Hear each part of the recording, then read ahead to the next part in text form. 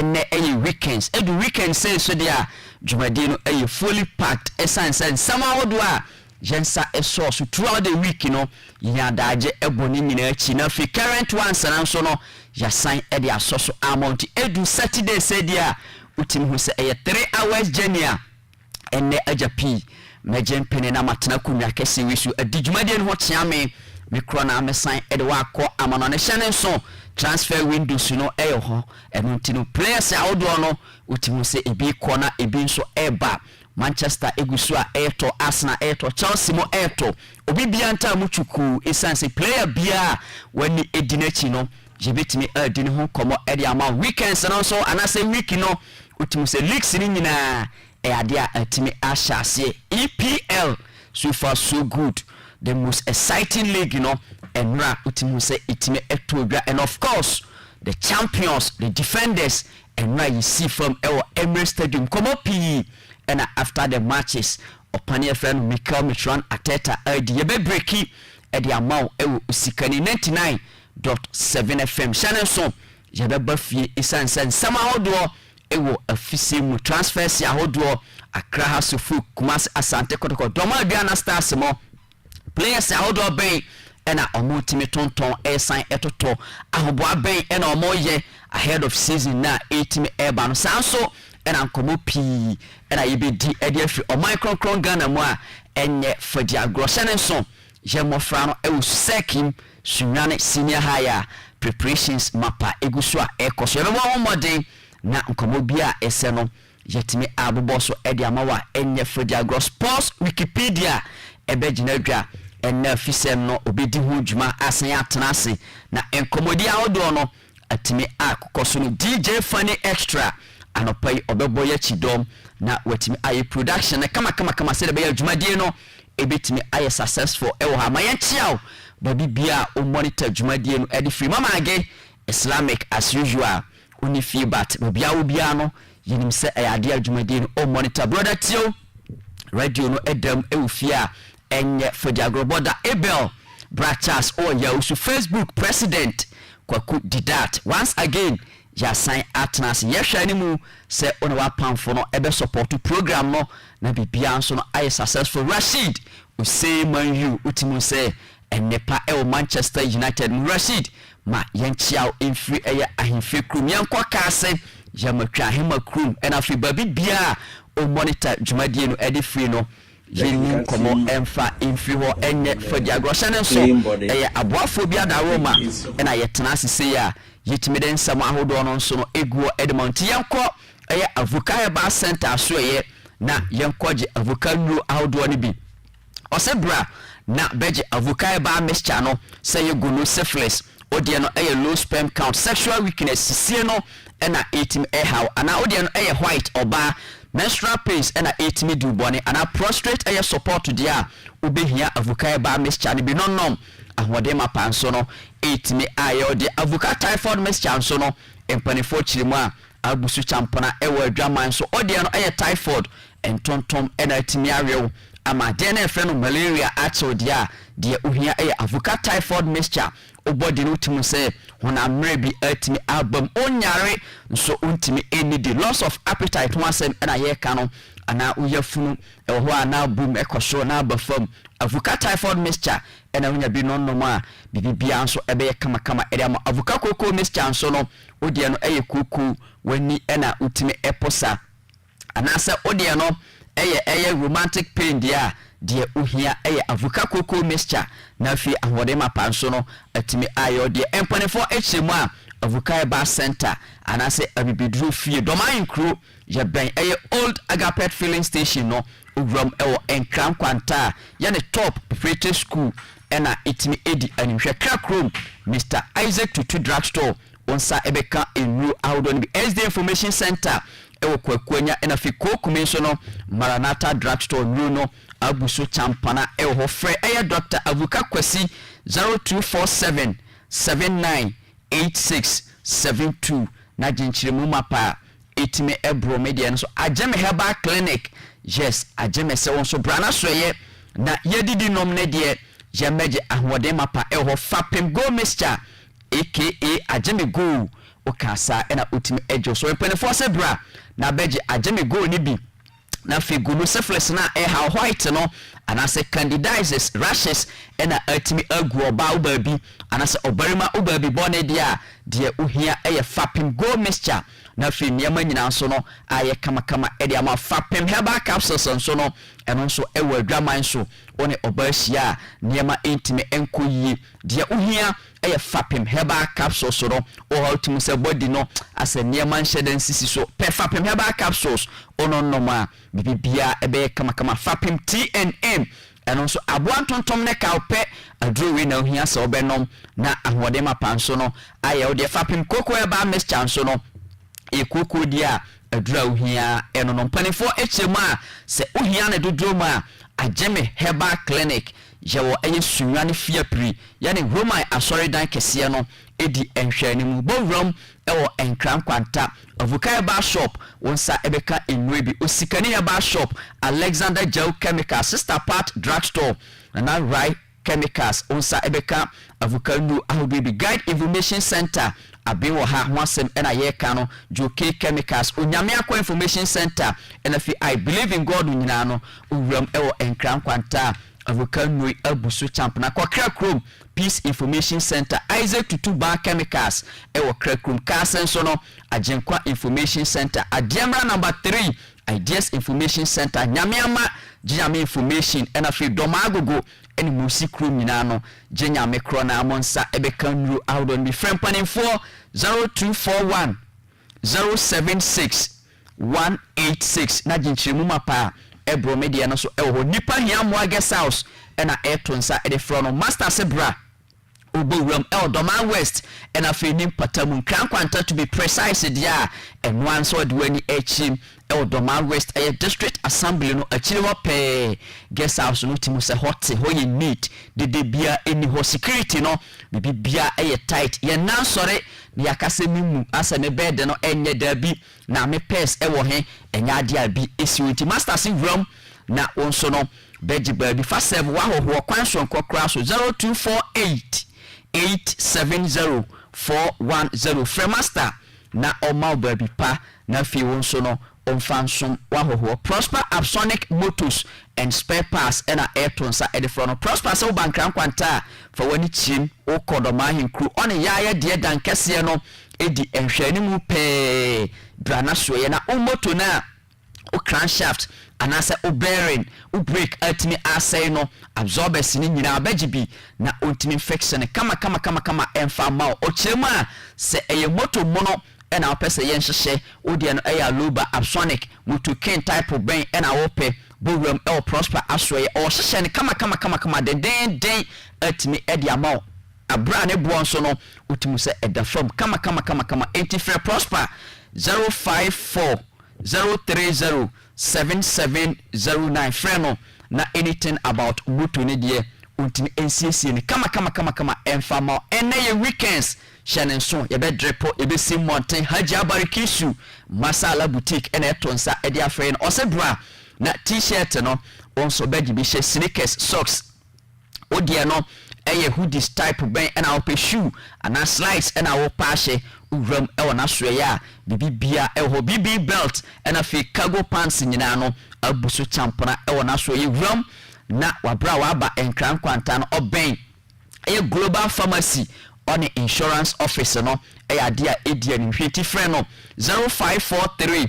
523358 na ena kwa weekend see die ono so entimi nya wadom na fa ho kama isan se da ba fa ho no enye saada no ena wutimi hia wase enti abribia e se osiesie ho ansa na wapie yenkodo man kro na yenkodin komo e Demida Health Service osebra ye de e ya fidie ene ye di si so enye ye ni ene ye de ko chese hai ene ye ya dabi machine no esi usu ye diagnose kama na fi babi bia yare ne hye no yetimi atwe na pia bonten ama adura esefata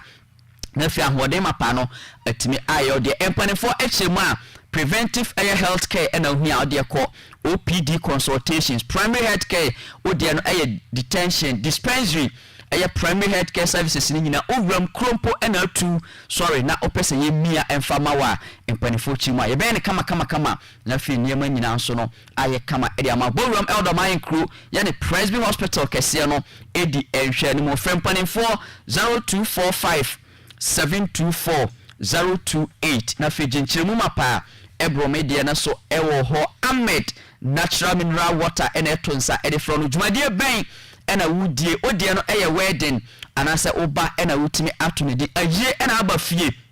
float ben ena apesa oko program ben ena woye insu a obehia eye Ahmed natural mineral water isanse ono mu nsuo na utimu se yes energy mapa ena etimi ba body no enti wabo wram ewo enkran kwanta no empanifo se ye ne love generation pharmacy eye opsit wa broad wani achim ewo kase kwan ne so no ye ne love generation pharmacy no eye opsit enti frempanifo na ye ma insu type bia wo pe 0533 226771 ofre Ahmed Moa jabejo so kama na fi yama unsu ama wonso no watimi ede akudi djuma kanisa heba center ena etonsa ede fro no kanisa se bra isanse kanisa heba mixture ena fi MW capsules no abuso ewo adwaman so osisi ena ehaw odia no gulu ena watimi akote syphilis menstrual pain white candidiasis ana odia no sexual weakness bibi hadwen ewo oba ohode a de ubehia kanisa eba mixture na fi MW capsules so no bobo na niema nyina so no enye kama enfama kanisa bitters so no empanifo echima se odia no diabetes ana moja no na utim se akosoro yafunu ena how typhoid fever ntontom ena atimi awew amasabe utinyina babia aye hyehye dia de uhia kanisa bitters na fi wonso wa nonom na hode mapa no aba nipadua no bowram ewodoman kro man sky herba millennium herba na fi hot herba onsa ebeka enro awdon bi enkran kwantan so no osikani FM I believe in God chemical sister pa drugstore ubenya kanisa nuru ahodo ni bianko wamfie unyame adom herba bread of heaven ventures and afi eda searching so no ewo wamfia wonsa ebeka nuru ahodo ni wamna fon so no all chemical shops enoni abuso champna brekum yes golden city urama newborn chemicals Clement herbal shop supreme herbal and annex and afi rich zion munina no ewo brekuma omoboa na amanfo anya nuru ahodo ni bi go so no jaheba and afi mem renta heba ebeboa na kanisa nuru no wonsa atimi akami from pani anasempan for 0247 887436 yanko Big Joe fashion and afi design and laundry service asure yempani for echirima we utimu se adidada ena ya polish no ayene kama nti ewo hodada ena nempani for chima yetimi amove ediko different place first na ye freho ata yes location no first near wo ahimfie no anim ho ye ne Friday market no yes ho na face ewo na hema Friday market ne shops no ho na ye prempren de yetimi abuya ketem ede ye ni achim ewo hospital ho nti ye ne emergency unit no na direct opposite empany for chema bra na fashion services udie no custom designs and I say ready to wear alterations and repairs and a quality stitching and opedia bowroom ewo mwaso ye laundry services and so ye washing ironing and a folding tie to and I say ye si ato abobone kama na fi yagisika kuma binti friend panin for na yentimi enye wan niema kama enfama 0245 422208 0245 422208 prempren die medan me ho aba na fi yakwama no ne nsama hodo ewo ho hyane so no nwotwe abapa ho sima no aduasa eko na aduasa ba koso metwa me ho aba na yewram ewo amanone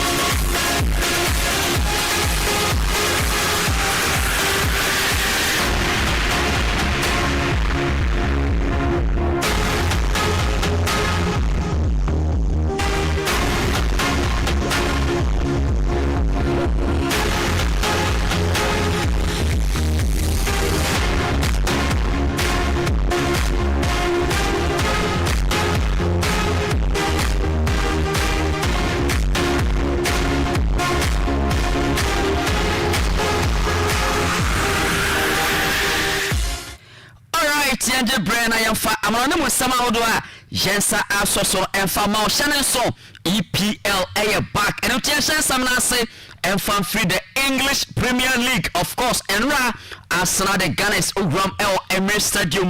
na enye for Jagro na agra e was obia e pani e kohwe the champions the defenders no HBC from 3 goals to 0 against the newly promoted side Coventry City na enye for Jagro ho a branch friend Kai Havertz on the 19th minute and as a 15th minute and Unya the opener and the Arsenal on the 23rd minute a branch friend Bukayo Saka at the back ho and a captain fantastic Martin Odegaard on the 49th minute utim ayane miensa at the Arsenal Jadon Sam Emma Ewo Jumadian so shanen so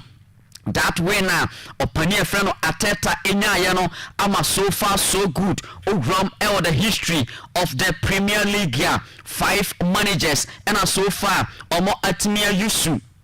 less than 250 matches away 150 channel so opania odinkan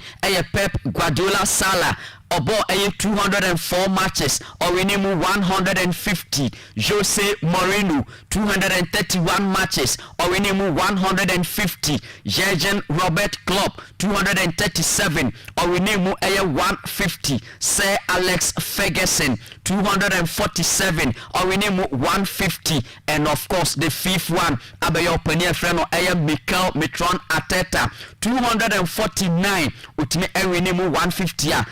Sem Emma Ewo Jumadie so matches no ebeto so ene Saturday Shannon so 11:30 kick off idea Ugram MKM Stadium Hull City ebebo Manchester United Everton ebetna Goodison Park 2 o'clock obabo Crystal Palace Ipswich ebetna Portman Road the same 2 obabo Sunderland Ugram City Ground Nottingham Forest ebebo Leeds United Brentford G-Tech Community Stadium 4:30 obabo Tottenham Hotspur so we London Derby yadahon sem Emma Jumadie so Manchester ebeto so eda etna Brighton ebetna the American Express Community Stadium 1 o'clock obabo Aston Villa Manchester City Etihad Stadium the same one obabo AFC Bournemouth Newcastle ebetna St James's Park 3:30 about Liverpool. You will never walk alone. And of course, Monday night football. Our Craven Cottage, Fulham, about Chelsea, the Blues. Jadahon Sam Emma El Jumadian so James Free, the most exciting league, the Premier League. Najanko, the Spanish Premier La Liga Santander, Shannon so. Matches no ebi eshase on the Thursday Rayo Vallecano etnafie ebo 1-1 draw against Deportivo Alaves Enora Real Betis etnafie share 1 goal against Real Sociedad matches no adia ebetimi atwa so enede dwai Athletic Club de Bilbao 3 o'clock obetna San Mame Barria abo Sevilla Valencia 5:30 Estadio de Mestalla obebo Celta de Vigo Espanyol 7:30 ebetna RCDE Stadium abo Real Madrid so Jose ebebo ne first game Jadon Sam Emma Ewo Jumadie so Manchester ebeto so eda ochna Atletico de Madrid 3 o'clock obetna Riyadh Metropolitano obebo Villarreal Getafe 5:30 obebo Racing Santander the Coliseum Stadium Early 7:30 obebo Barcelona Estadio Manuel Martinez Varelo Monday night football ebetimi akoso 5:30 Osasuna ebetna Estadio El Sadar abo 11:30 and afi Malaga so no 7:30 obetna Estadio La Rosale abo Deportivo La Corona Jadahon Sam Emma Ewo Jumadie no so yenkodin kobo ewo Italian Calcio Serie A esanse matches no shase over the weekends. Inter Milan ebetna Estadio Giuseppe Meazza San Siro 4:30 obebo eye Monza Udinese the same 4:30 obebo eye Como Genoa 6:45 obebo Napoli and afi Parma so no the same 6:45 obebo eye Cagliari Genoa sem emma e ojumade no so Sunday matches no ebetime ato so 4:30 Frosinone ebetna fie abo Juventus Bianconeri Venezia the same 4:30 obebo Lecce Atalanta 6:45 obebo eye Sassuolo and afi Torino so no ebetna fie abo eye AC Milan dia Genoa sem emma e ojumade no so Monday matches no ebetime ato so Bologna 4:30 obetna fie abo SS Lazio and afi urom Olympic Stadium yes AS Roma ebebo Fiorentina Genoa sem emma efri eye Italy yen free Italy na yen kodin komo French League Shannon and now Marseille it me jail Juman 4-0 against Strasbourg and the matches no team will say a bit me atwa so in the week 1 Genoa sem emma Jumadin so 3:15 ugram State Bolat de Lacia dia lens ebebo Oze Sans and 6:45 Stadio Maria Mavint dia Le Mans ebetna fie abo Brestia Genoa sem emma Jumadin so OGC Nice Alliance Rivera 6:45 obebobo wukwe from Iron Laurent Toulouse ebetna Stadium de Toulouse 6:45 obebo Olympic Lyonnais Troyes 6:45 obetna Stade d'Albi abo Paris FC Genoa sem emma Jumadin so Sunday matches no ebetimi ato so ugram Stade Raymond Cooper dia Angers 1 o'clock obebo Lille and feel have so no 3:15 obetnam State Ocean abo AS Monaco Renault 6:45 big one no ebekoso the Razon Park here Jumadien so Jenko Germany na Jenkodin komo the German Super Cup Shannon so 6:30 and ayadia ogrom Signal Iduna Park here Borussia Dortmund ebeto safre Bayern Munich and afi Spanish Super Cup no ayadia omo atimi ede ahye so a Genoa sem emma Jumadien so other matches ebekoso the DFB Pokano and utiyenhwem enra matches no bi etime etoto dwa ogrom Germany DFB Pokana and utiyesi results no so na yemfa matches ahodo a ebetime ato so no so emma Friday matches a ekoso eni present Munster etna fie emma Kalesa SC ebeshen by 2-1 want me ansimo ajay SC Saint Tonis etna fie Eintracht Frankfurt 11-0 so far so good they score like BC otimu say ache yes 11-0 and a Frankfurt ya Genoa sem emma Jumadien so elsewhere Waldorf Mannheim etna fie Kaseletin ebe show mo 1-0 after extra time Genoa sem emma Jumadien so Hansa Rostock etna fie emma VfB Stuttgart eko show mo by 4-0 matches no ebe to so energy Cottbus ebe tna fie 11 obebo Eisbeck Wehen West Baden the same 11 obebo Bayer 04 Leverkusen Ezebet ebebo Hoffenheim 1 o'clock MSV Duisburg ebebo Ellisberg ya Genoa sem emma Jumadien so matches no ebetimi ato so 1:30 Saarbrücken ebetna fie obebo Hertha Berlin FC Hansa Lindbeck ebebo Werder Bremen the same 1:30 SV Hemmelingen ebetna fie abo Hannover 96 Victoria Köln 1904 ebebo FC Nürnberg ninyina 1:30 Genoa sem emma Jumadien so 4 o'clock 1860 Munich ebebo hosting Kiel Eintracht Trier ebebo RB Leipzig and of course Sonninghof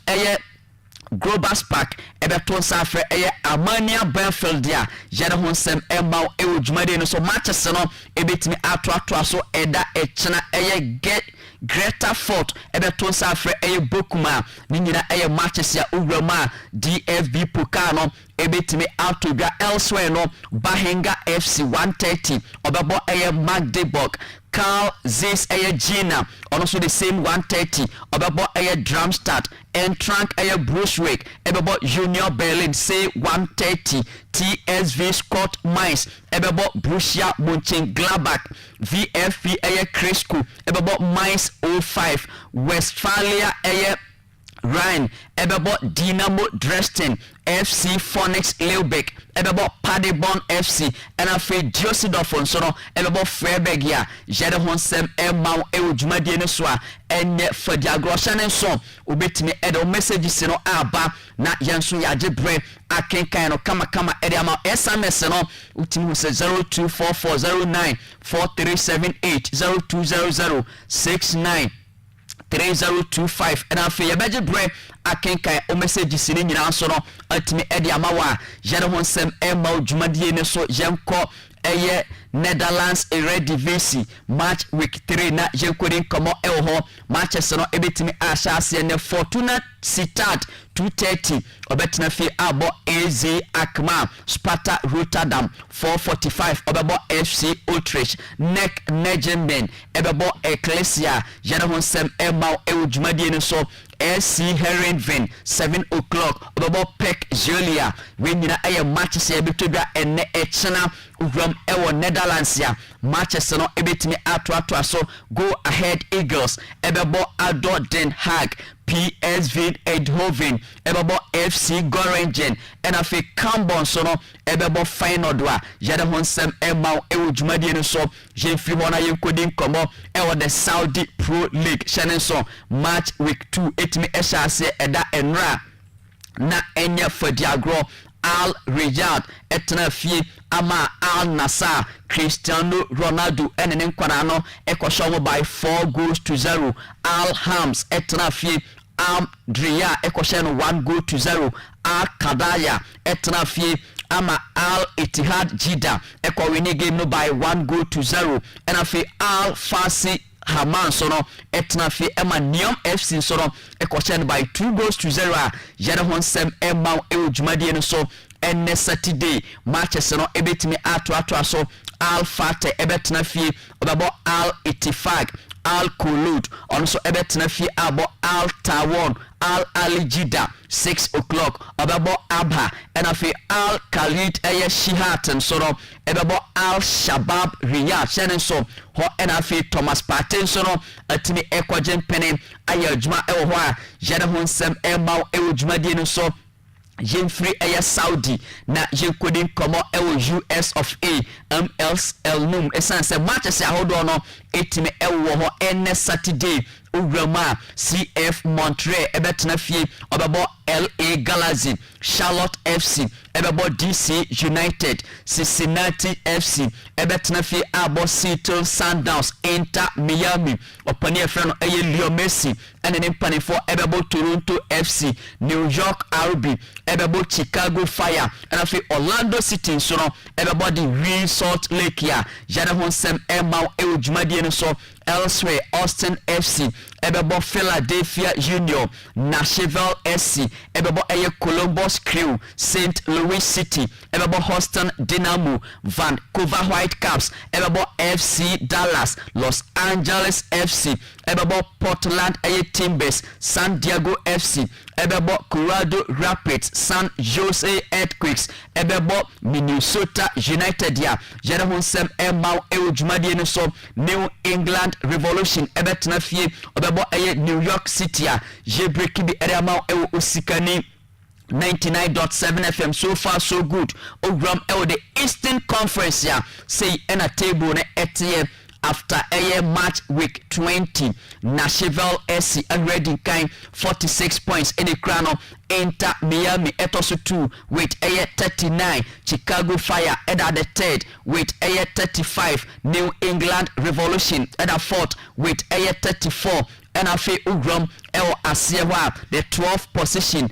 Columbus Crew 20 points in the crown 13 Philadelphia Union, the same 20, and also Ekrano 14 CF Montreal, the same 20, and Atlanta United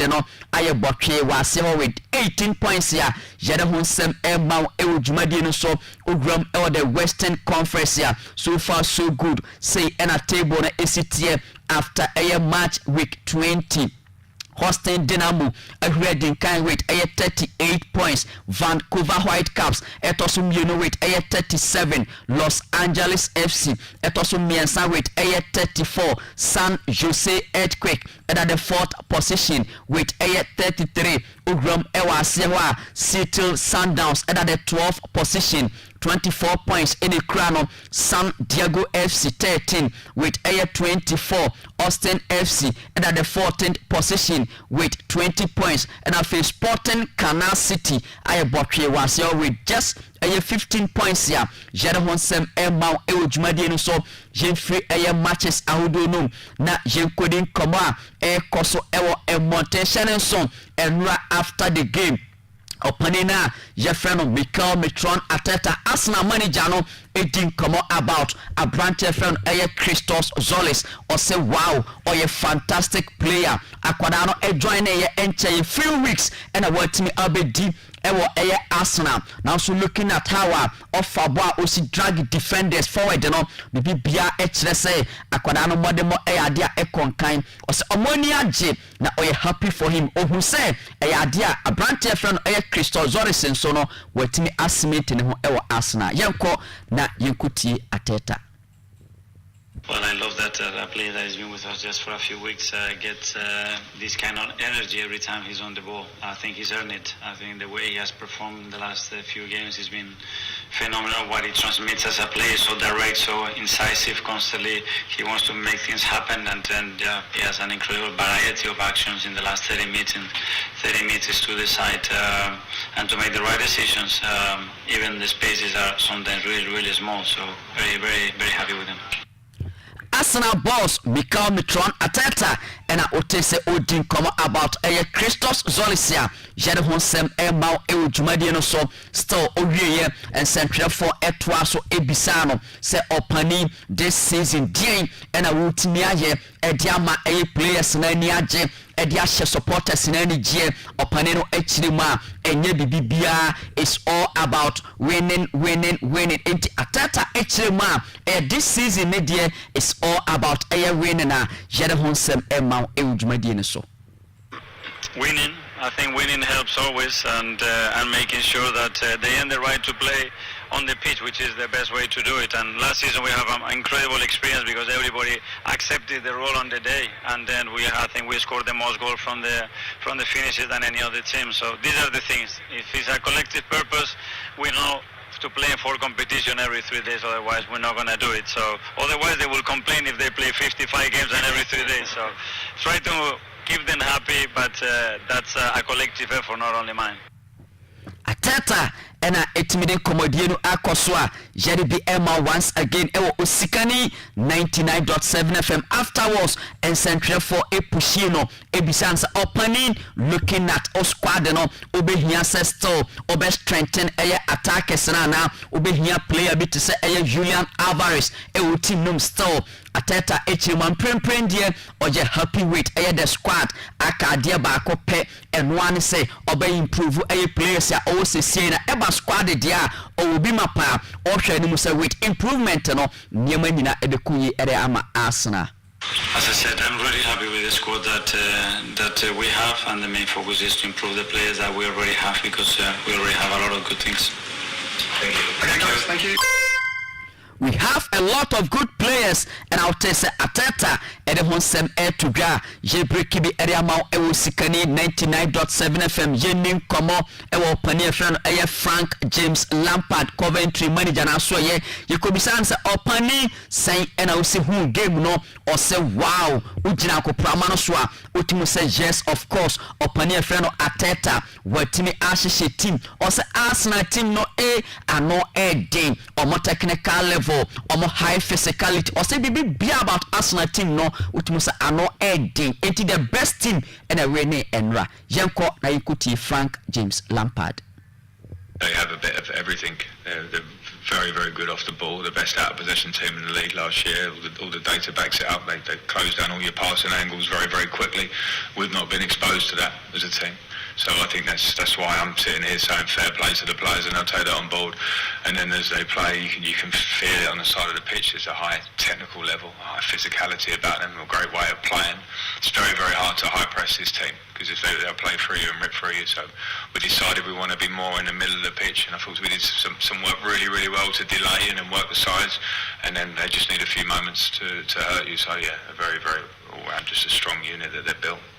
Manager and my Coventry City and out to say after the game yesterday and also 18 Eden Samo ba Montiam je break bi area ma e wo dwumade no so yanko na je kodin komo el Roberto Di Zerbi manager and my Tottenham Hotspur ye ko bisansa opani e sese de toa and amoto ene Sandro Tonali aba otena Matis eye Fernandez otena mose ye kwa kofa we eden aba save o mu nyina no enkomodidie egusu a ekoso a Tottenham ehwe ani mu se mu betime assign omo na sign ena osi hu opane no echire mahwe nipa ene akasa last season teams na kasa no na obia Tottenham akuno mpo Spurs breno not even a single club and yes obetime save Tottenham na afi se oya ne niam ya still yes sign 8 kasa yenko na inkuti opania ye fe no Roberto Di Zerbi. Last season all other clubs or other teams, they wanted to kill us, no? You say you've heard a lot about Tottenham staying in. I wonder why do you think there's so much more noise about Tottenham and they're signing big players for big money than all the other big clubs? I don't know, you have to explain me. I don't know. I don't know, but for me no pressure and it's not a problem. I don't know why the people don't love if Tottenham becomes better, no? Is a one motivation more, no, for us. I was going to say, do you quite like it? Last season, all other clubs or other teams,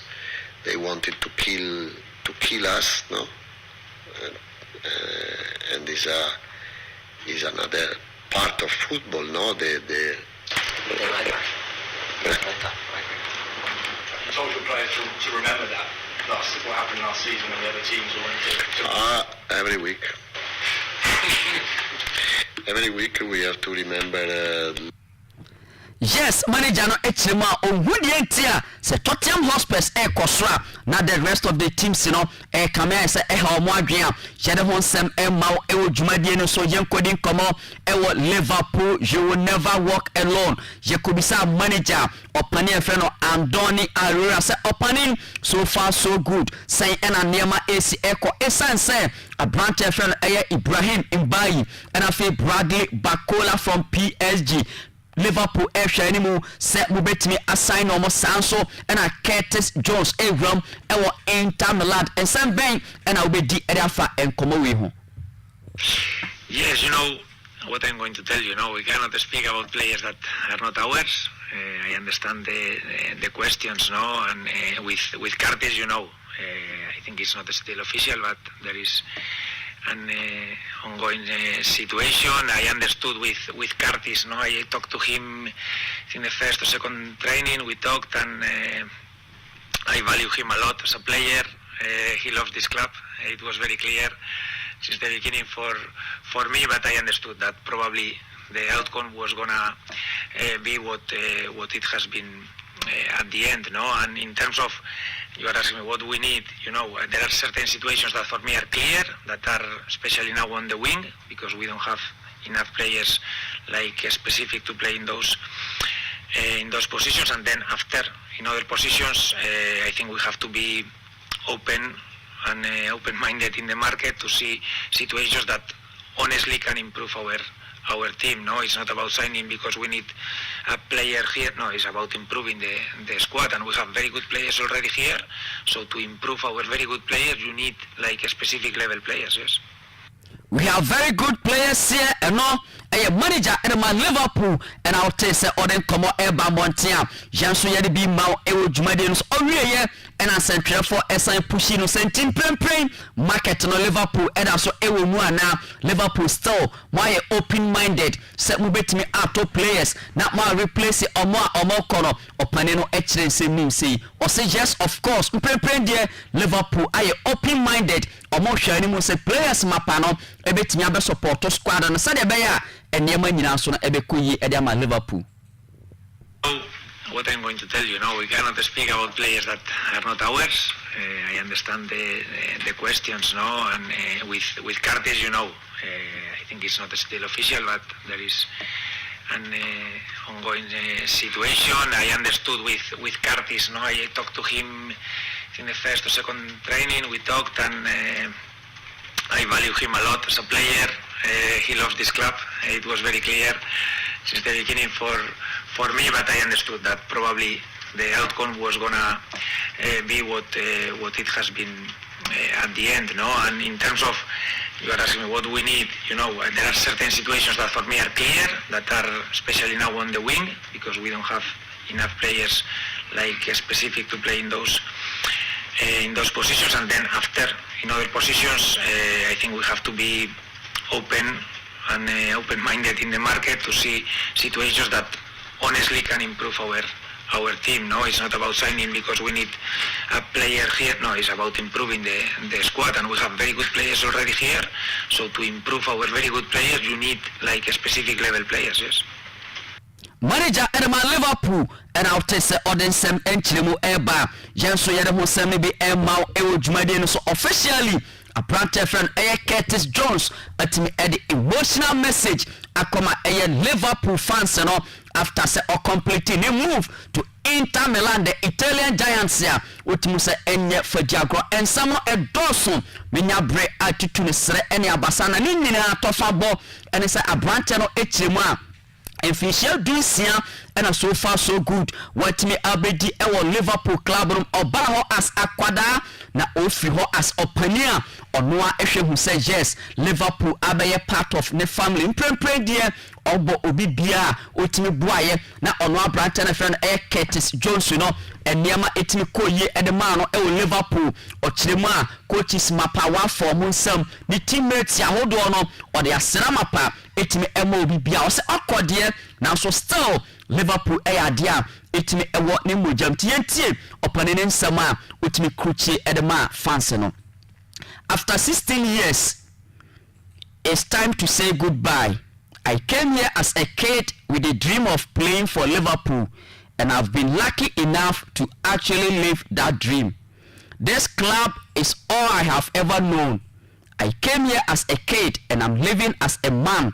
with a family of my own, which probably puts into perspective just how much of my life I've spent here.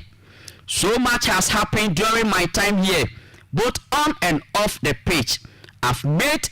my debut, won trophies, made memories, and I'll never forget. And I've become a dad. Having my daughter while I've been here makes it even more special because Liverpool isn't just part of my story anymore. It's part of my family's story too.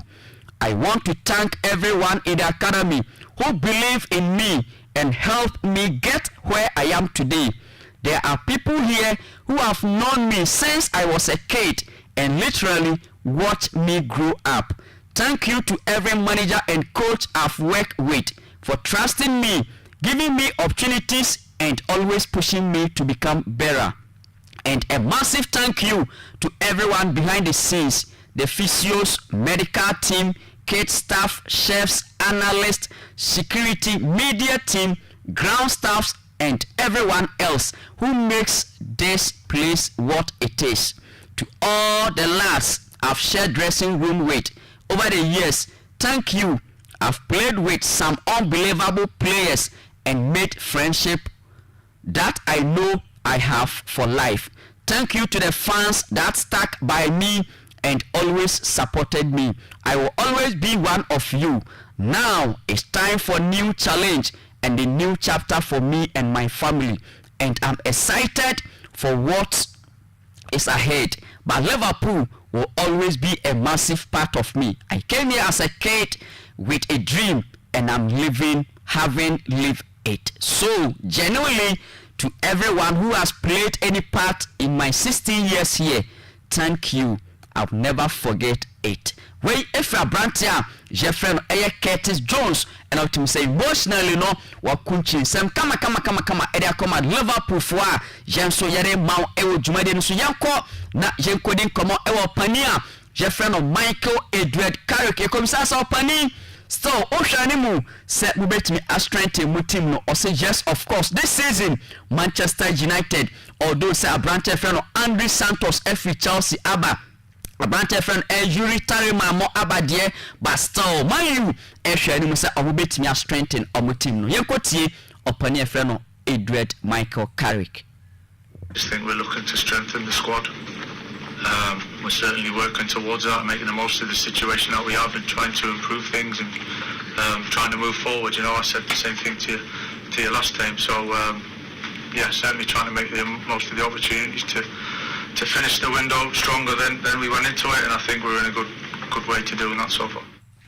Michael Carrick, and yes, of course, what me a church and say, kama Janso yade be bound ewo Jumadi no so owie and answer for any bisa Yakobo Pino Paneno, ebisansa opani this season Manchester United dien and I am share enfan free money Premier League no share Arsenal and na 3-0 omo ultimate share man mo ye capable so mo betimi win the Premier League this season opani no echima yes of course or not as a manager no enyadia obekam no say enyadia man you ebetimi win nti man you for no yes Rashid Modi that mo coach echima this season Premier League title no mo hwa ni mo ewo Old Trafford opani no echima omo ewo the boys no last season omo gain a lot of experience this season omo hwa ni mo say improvement mapa ebetimi abana Manchester so no ebe frado mo akwadom mo.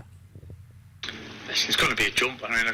I said to you, whatever I say, it doesn't really matter, you know, whether I say we can or we can't. Oh, I would never say we can't, by the way. I don't believe that. But whatever I say is, it's about what we do, you know, and what we can do, what we're capable of doing, what we believe we can do as a group. I think the run of form that we had last season gives us a lot of confidence. But then we know there's a whole new step to make as a group. We're pushing to do that. You know, it's exciting. I think we've got the potential to achieve things, and we're definitely giving everything that we can, and we got to believe that we're a good team and we can do good things. Jeffrey aya Michael Carrick asoye na yenkodin komo ewo Enzo Maresca Manchester City manager no so nchen yekobisa no opani no se opani se se no da ben na Enzo Fernandez Cruz etimia room ewo Manchester City opani no echirima ono jana on pese obetimia din komo about different clubs players esanse our respect mapa edema club bia ono manager no se player bi ewo ne ho na se coaches ahodo edin komo for player no ho a jana na ni enye ho tin prempren die enya de obedin komo about Enzo Fernandez ya jana ho nsem ema yenti opani a Jeffrey no Enzo Maresca. Answer always in the same way. Enzo is a Chelsea player, and I'm not going to talk about players that they are not with us. First of all, because I think it's lack of respect, and second, because I don't like when different managers they talk about our players. Afterwards, any Kobisan so pani na da Omar Rodrigo Cascante Hernandez etmiko ramu ewo FC Barcelona and also she mo fi say na anin komo wa hu dabi na dia won say players no say omo decide say omo be free club no ma den say manager obetimi a convince na manatna enti on na branch ni din komo or try say obe persuade no but still Rodri anti when player they want to leave, and then it's difficult for any reason they want to leave, then it's complicated to convince them to stay or to change their thoughts. So it happened with Rodri, the same thing is happening with Savinho. Since day one he asked me that he wants to leave. So now we are waiting, but it's complicated, you know, when the player they are thinking that they need a new challenge or they want to change because they want probably back Spain, or they want to play more minutes for different reasons. So it's become complicated then to convince them to, to stay.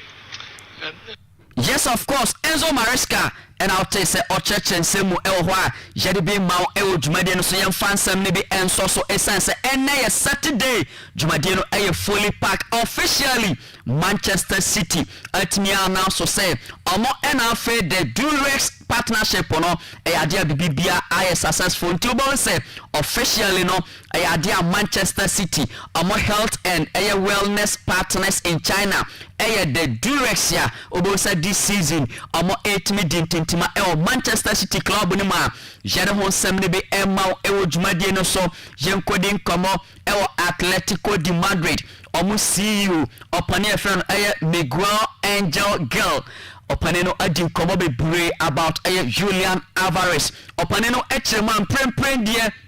Basa for Arsenal for Muntie omo ehwe ani mu sa abrante na je friend Julian Alvarez no omo be koso abone ho ban esanse oye player osombo edema Atletico team no opane no ekire mu se Atletico ebetimi a compete in the likes of Barca Madrid Arsenal modia omo be hia abrante a je friend Julian Alvarez se ne be Atletico nso no ebetimi afradom akwadom na opapa no ekire mu a osehwe wiase se yade yone anyo ya na yenyayo fire esanse clubs ne bi mo ho a omo decide say whatever it is so we ye sen kra na ye be ba na ya ba be foul player no osesa no ma de no enchire buo although say Atletico for no omo ntimi from ho entoto clubs akese ne de but uwram e o Atletico a omo so wo omo mra omo di wuri club no ntim prempren de enya de omo ma club bia kwan ama ono so atimi abewura club no na wabeki company for tiabom akika players a wodo tiabom ti omo bo Alvarez omo ban se de be ya ono so no ebetimi stay na wabo djuma e de aboa bobo kwe from Atletico de Madrid ya jene honsem emma ewo djumadie no so eno ena afterwards Alvarez agent opane friend Fernando Hidalgo opane no ababonten we mamenko tu no ose never ask a liar why they lied. To explain it, they will have lied to you again. Opaneno echirema obia odi ntro nipa konkonsani emo ho muso emisa ne dasa adenti ena odi ntro esanse obisa sa question ne pe muaya odebe ma no ntro no obedi edi ayi ne ho ano eno nsam a yere man from Alvarez agent ya enye fadiagro ewo djumadie no so Mokayo Modric 100% empany for HMA akwadano obetimi free Chelsea bobo konum na on loan and emprepare dia omohwe say ono so nko entimi enko build and self so be ya obe return back to bridge ne so na Leeds United ekoye but the urban say enya dia Chelsea be dia obede koye no Chelsea etimi eso mu prempre dia Chelsea and of Strasbourg enkomo mapa ekoso say Modric so no ebetimi amuvu na wakoye adwuma e Strasbourg wa jere honsem emma ewo dwumadie no so AS Roma omo actual great interest our abrantia je friend Jamie Gittins Chelsea akwada no Roma for Echilima on loan Chelsea for A9 na onsi emna say ono so emebo abopa emfa moa omo a jere ho nsem ne bi emma ewo dwumadie no so Newcastle United and afi RB Leipzig obia ehwe no say Christopher Nkunku obetimi assign no from AC Milan esan sempani for se kuntuno enwan ninchi ena etimi ko hyene so Nkunku aya adwuma e de ama RB Leipzig mpan for echirema babi anyewa abrafie na beto aso yembo adwuma jere ho nsem emma ewo dwumadie no so Jorge Mendes de urban say opanino atimi awofa na kwada Alejandro Balde ediama AC Milan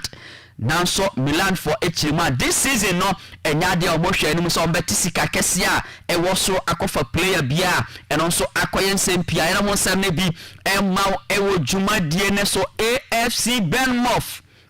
omo agree say abrantia your friend of Michael Di Gregorio, yes, Juventus goalkeeper no on loan omo 8 million sign no so no abebo djuma e dia momo a yede ho nsem ne bi emma e wo djuma die no so Manchester United kwaku didat muntie ni yede eba this abrantia your friend Carlos Baleba, yes, Manchester United official £65 million no mode call ye Brighton for Hrima Derby a ketua bi se anomanum o reject ye emprempren the current news wa urban se man you I increase sikana o mo hwa anim se akwada na je friend Carlos Baleba no o mo betimi London a je de ho nsem emma e wo dwumadie no so 977 career goals for Cristiano Ronaldo enti ope 1000 for calculator timu 977 utimu se aka just 23 na Cristiano Ronaldo so officially no watimi ashe 1000 career goals wa jere honsem emma ewo dwumadie no so Neymar Junior we bad news enema brantia Jeffrey Neymar Junior esanse Neymar returning to Santos ne boyhood club no enema enkoye Santos for HMA since Neymar ebaye no 5 sponsors ena omwatimi alusu obia adwane enti $20 million per year. I also common saka any free those sponsors no since ya Neymar ebaye ni nyina atimi ajagu eno ekwadanche as we speak 5 empty sponsorship spaces ena esan wo omontade no e wo sanka sponsorships no obia timi ye na dwuma na so Neymar baye no empanifo chirima dabi obia etimi edwane ensaye membership wa omo asanya free club no otimu se ano ayedi before Neymar na Santos ekra 70,000 members as we speak you know 20,000 there echirima dabi Neymar kwan afa so free club no waba yentiase eno ententi mu 20,000 atimi ajai club friend Santos wa otimu se akoye arehosenti after the return of Neymar akoye sad news wa yede be maw OSIKANI 99.7 FM officially FIFA atimi ede suspension and bans ahodo ama various players concerning the ekoso the World Cup final no shenin so abrantia je friend Leandro Paredes mo and Gavi motimu say entokwa chenchireche and etimi ekoso na FIFA etrema say and asotwe no esi etie Leandro Paredes Argentina 10 game banned plus $90,000 fine. Molina also Argentina 7 game banned plus $90,000 fine. Almada also Argentina 1 game ban plus $30,000 fine. And Ayala also Argentina 3 game ban plus $30,000 fine. Pablo Gavi the only Spanish here utimu se asem no ho ekobommu Yaman 1 game ban plus $30,000 fine. FIFA hrima se necessary suspension bi wo ho a ene de ebekọ e de ama national teams na jere ho nsem emma ewo dwumade no so Gianni Infantino once again opaneno assign akekana ho Argentina Football Federation no empanifo atinya fine omo $321,000 FIFA hrima yes over Facebook wa be picture na je the home common FIFA hrima World Cup na ekoso no Argentina for ekoye aniamo hosem omo eko yusu bana na eni ho kwan se omo showcase Malvinas bana no Argentina for etimi ko showcase ye World Cup na asia FIFA for echirima derby otiasia enye nti asotwe mapa no ena akọ ediama Argentina maina jere ho nsem emma ewo dwumade no so yemfa nsem no ba komienu enso so na yensi ewo from Gianni Infantino yes opani we utim ho say World Cup no tretrana o tretre na shemshane so this season utimi etretrem edi call nanim ohwe anim se 2030 obesan edi akọ nanim prempren de urban se owram ewo under 15 World Cup wa ebetime akoso na Infantino plan say all the 211 FIFA member nations no obia ebetimi abobi enti oman bia wo under FIFA no 211 ye nyina ye kobo eye worker for U15 a otimu say yes anka oman kronkron Ghana yen kwadaya akowram e osunwane yes Solomo Frankimo Giftemo omo a enenka beko akwakoya adwuma no e de ama oman Ghana yede ho nsem e ma e odwumade so na papa no echiremu a ohwe ni mu se first match no ebe Israel and afa Palestine enti opese enkabo mapa etime call between these two nations and afa opening and closing ceremony no so no osi ebe ye no e wo bia ya ye frɛ ho eye Disneyland ya yere ho nsem e ma e odwumade no so finally no Cody Gakpo yes ehwe ni mu se Tottenham move no de ebetime abaso enti mpanefo kyeremu a enche Spurs once again omobesan aba mountain na officially no omo abe announce the signing of Cody Gakpo a yebegina eno so na yeden nsem ne nyina ama awieye esanse mpane se kwan na wasa dien ewie ewo aboboa no ntime gina Cody Gakpo nsem ne so na yede amono mu nsem no ne nyina atimi aba na wie hyane nso enche sports Wikipedia ebegina dwa na odien akufie afterwards no yebeche anase yebedin komo yebedon sem no masuko na mpensempense mu nso no atimi akoso nti o message no obetimi akoso edi aba 0200 693025 0244 094378 afi time na so a obetimi afre na onso ode wadwenkyere aba be support dwumadie no 66 yes mame chiao ene awie Chelsea fan onfa dwumadie no eni agro na afi mame chiao da sebre amankuna dia hotela ene Man U ejina kono 11:30 ya enche yesifo ma ebeba eno aw support Arsenal ntia de support no ebebre Manchester for so ene na nema nyina no atimi akoye mame nko boss atenase menko eye boss nchen na yeni nkomo. Good morning boss. Good morning Ajapi. Patwa pomi yede o radiadum bibia boko na onso e nyame adom ahoden wo ho yede radias ensem wo fie ensem wo ho na anopa ensem ben na atifo enhwe animu anopa yebekwa hatofuk nse enra omo official omo vele omo players na so for months aka omo no enti ene ba bedimu nkomo e wo ha. Okay, then of course John Obi Mikel we so di nkomo and for the greatest player he's ever played with and then against inti and it's a very demo enkomana so we need the snippet of information and interview ni bibai internet ya beto so near domosuko and then of course ya bekwa kwhwe Thomas third party yes radiadom this was joining Al Shabab team no yeah wako training ama bibia so I fine inti no so ehun nkomo ha yibidini ene anopenra Caleb Irinchi okobichema mpanifo budwa ese yehwe Caleb Irinchi fantastic ni maamye di nkomo kakra wow sanso ena ne tense ni papa ni nia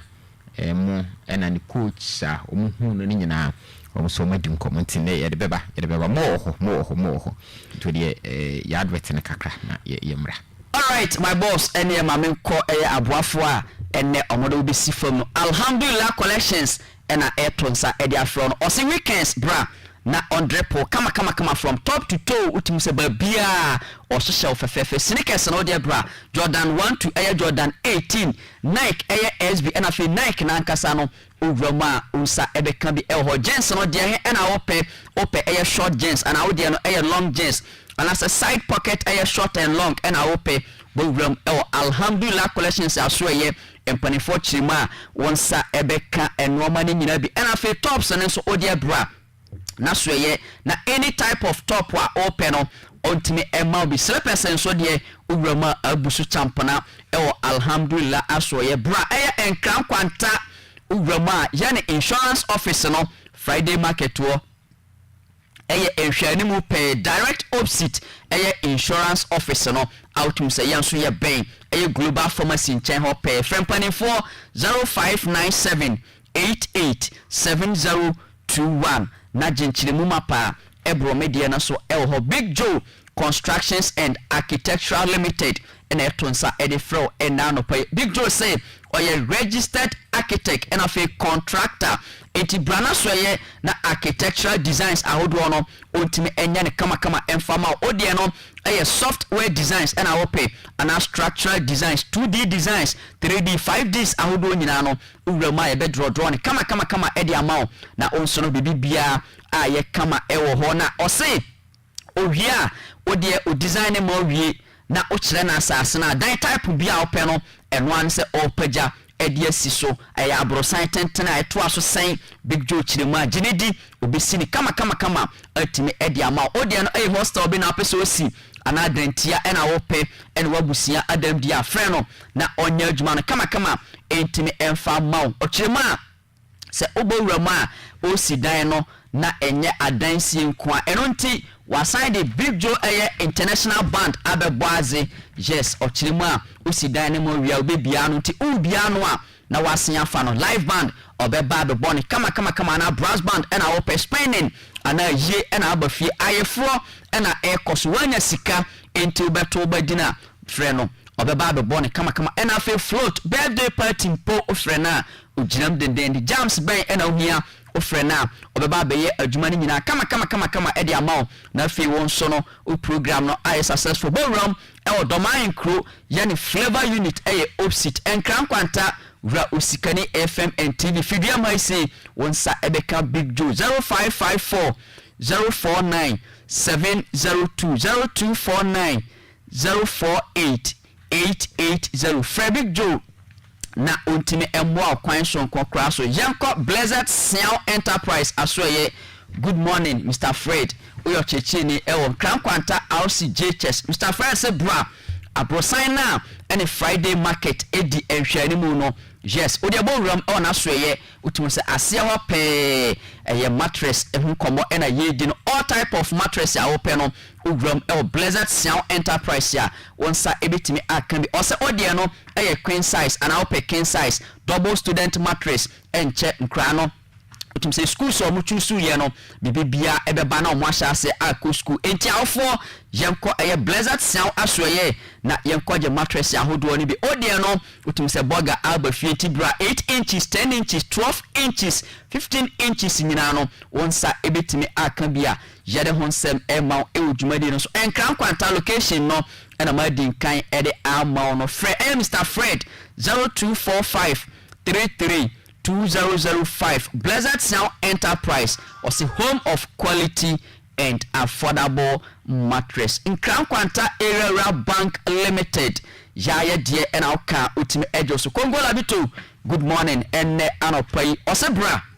na savings products no se odie no savings accounts and odie no current accounts susu accounts and ohia yebetimi ayen kama area ma ahoto so microfinance oba be bi area ma and fixed deposit ma honya ha na odie kwaya de yenya ne kama enfama money transfer services no so no bibia ewo ho Apex instant pay, Western Union money transfer, Unity Link and a real money transfer, automated clearing house bibia ewo kama mobile money transfer enti odehia no ewa buchiri sika no edo so senkra na akọ ya de force ye besom agini nyina kama na wonso no watimi de abobra ewo ha atwen no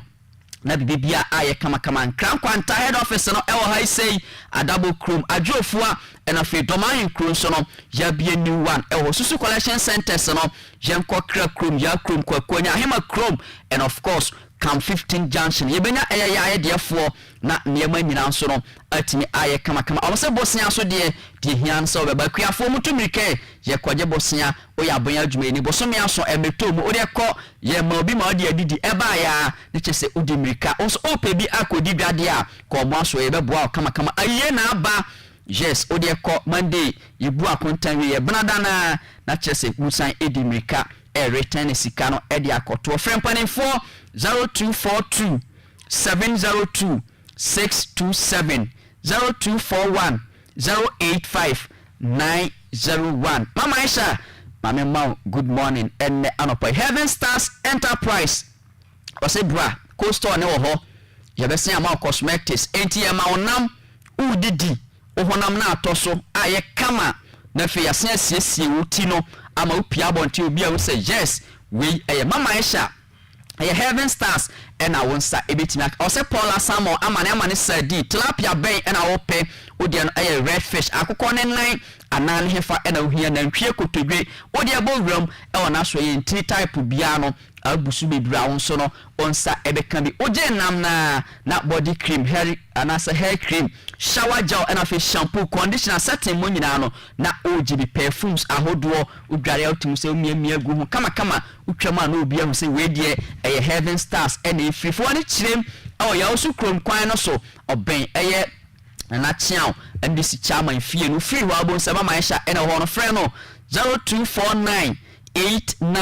0249891993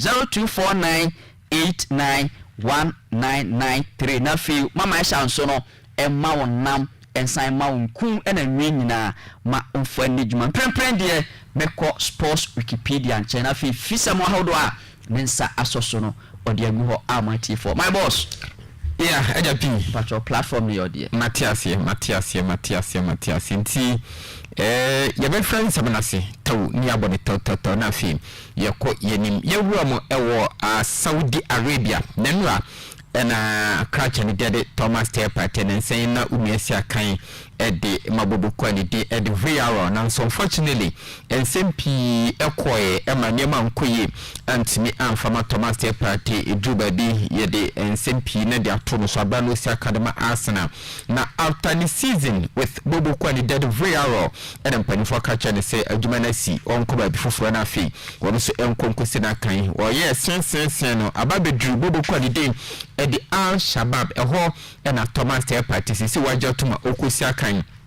ede ama wo na officially wa join wo mu training no na kwanya ofa so a wode mepacho oko training grounds no eno twagu e wo screen so ntun join Facebook na mepacho ni dem wo bi tiamba no join Facebook mo ahwe kwanya Thomas Tepate mepacho ni teammates no wo mo efa so mo eje na awa tu abra wono so ekwakosi akan ede ama Al Shabab bubuko no eno eso ho nsem twagu ede ma OSIKANI 9.7 so na nia ebani yesi Thomas Tepate okoya Jesse ampanifo edemano no Jesse number 18 eno na Thomas Tepate wono so 8 me akwakohye no nsebena no pebe tudwa ojumade no so a jedi ms Jesse number 8 na one of the favorite Jesses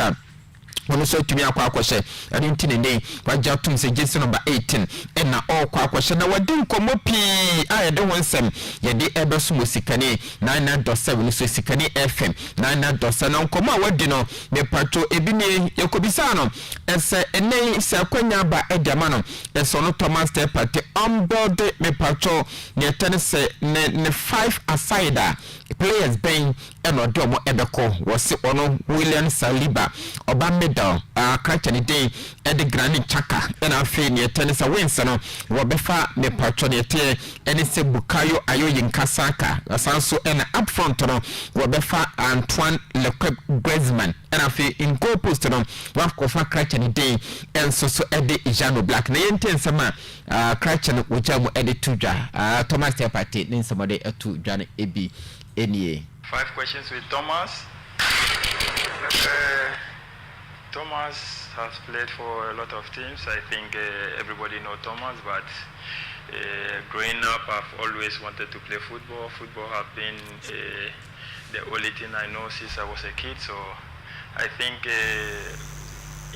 up to now, all I want to do is play football. So Thomas is only known football, and I think that's perfect, and I'm really happy that everybody knows Thomas through football. And for a preferred nickname, I would say I don't know, I have a lot, so I would just say no Thomas, no party, maybe. Yeah, it was easy when a club like Al Shabab call you. I just have to look what they've done in the past few years, and it was easy for me to join them because I know a couple of players also. Yannick is here. I play with him in Atletico, so for me it was easy to just come here. I'll go from defense. I'll go for Saliba, of course. At the back, in the middle, I'll go for Granit Xhaka. On the wings, I'll go for Bukayo. On the top, I'll go for Antoine. And then for goalkeeper, I will definitely go for Obla. The most important moment of my career has been, I can't say only one, because first of all I left Ghana and I played in Atletico, which it was really a good transition and a learning process for me, so it was really important. And then joining Arsenal to be an elite football player and also continue playing football until now, for me it's been a great journey, and every moment of my life has been important. I will tell them to look out this year. We're going to do amazing things and we can't wait to give our best to them. War anti-way Thomas Party wono eye me patro new player edema ashaba bobo kono se nyame no kreni anya de den eso gitum so bokwa kusia kan edema ashaba nyina eni se ne ohwe eniema modema omo abo previously na club se eton side fraud na chese obonso no ontime empuputi kwa bekona afi kwa kusia kan de amomo eno eche no wogide mapase ne kwa okọ ho no wone ne wokuhia obi ono ne sia kan pen ye nyina beka se Yannick Ferrara Carrasco ne sia edema bobo ko le dade Atletico de Madrid ne ono so ho a wone no etumi akwakosia kan ho wose ne life ni jane ne de no Christ of Ghana at early stage sabano sakarma temayut ono rom wo me patro Atletico de Madrid tim no koye no ogire mapase boa na ebani sua de okosesa ye kwa ekoye elite footballer o join Arsenal ne ma pina koyi enso edema ne to gire mapase ni jane no bibia wa fam no e important edema no ene Thomas Partey wono so ne de na pede so djuma de so na chino woni 3 sports e bon komo na yomo ebisa ne se every pain and no Thomas Partey de no be consider se o move e de from one club to another club no se oh adene de ne be gba kese pa ne se one kasa no obehwe se de na me pese minya mabusua so me move a wo mani beja na sesen yinte Thomas Partey ne se mo de etu edwa no. I think the first thing is where are you happy, where you feel at home. And at the end of the day, you've been playing football, you've been in different things. It's not going to be like the last thing you play or the first thing you're going to play. So where you feel happy, and then what is your next objective? What do you want to achieve next? You know? So you still have to look at all this, and at the end of the day, we all have a family that will say, oh, we need money, you know, because this is our mind. We are not getting younger. We are working. So there are a lot of things you have to look where you now with the family, where you want your family to be happy, where you feel like, oh, when you go out, nobody is going to, destroy your family. So these are the things you have to look in. But before, when you are young, you just go anywhere. War eno Thomas Partey was nyina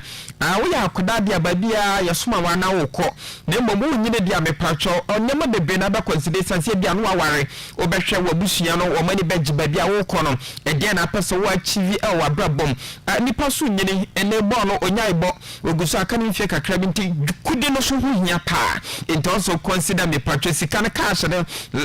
ni nyina ebetimi aboa ma football career no e so afra duma Pioma Dumia Mena, Ghana former team in Omonia a taste of Mepacho English Premier League,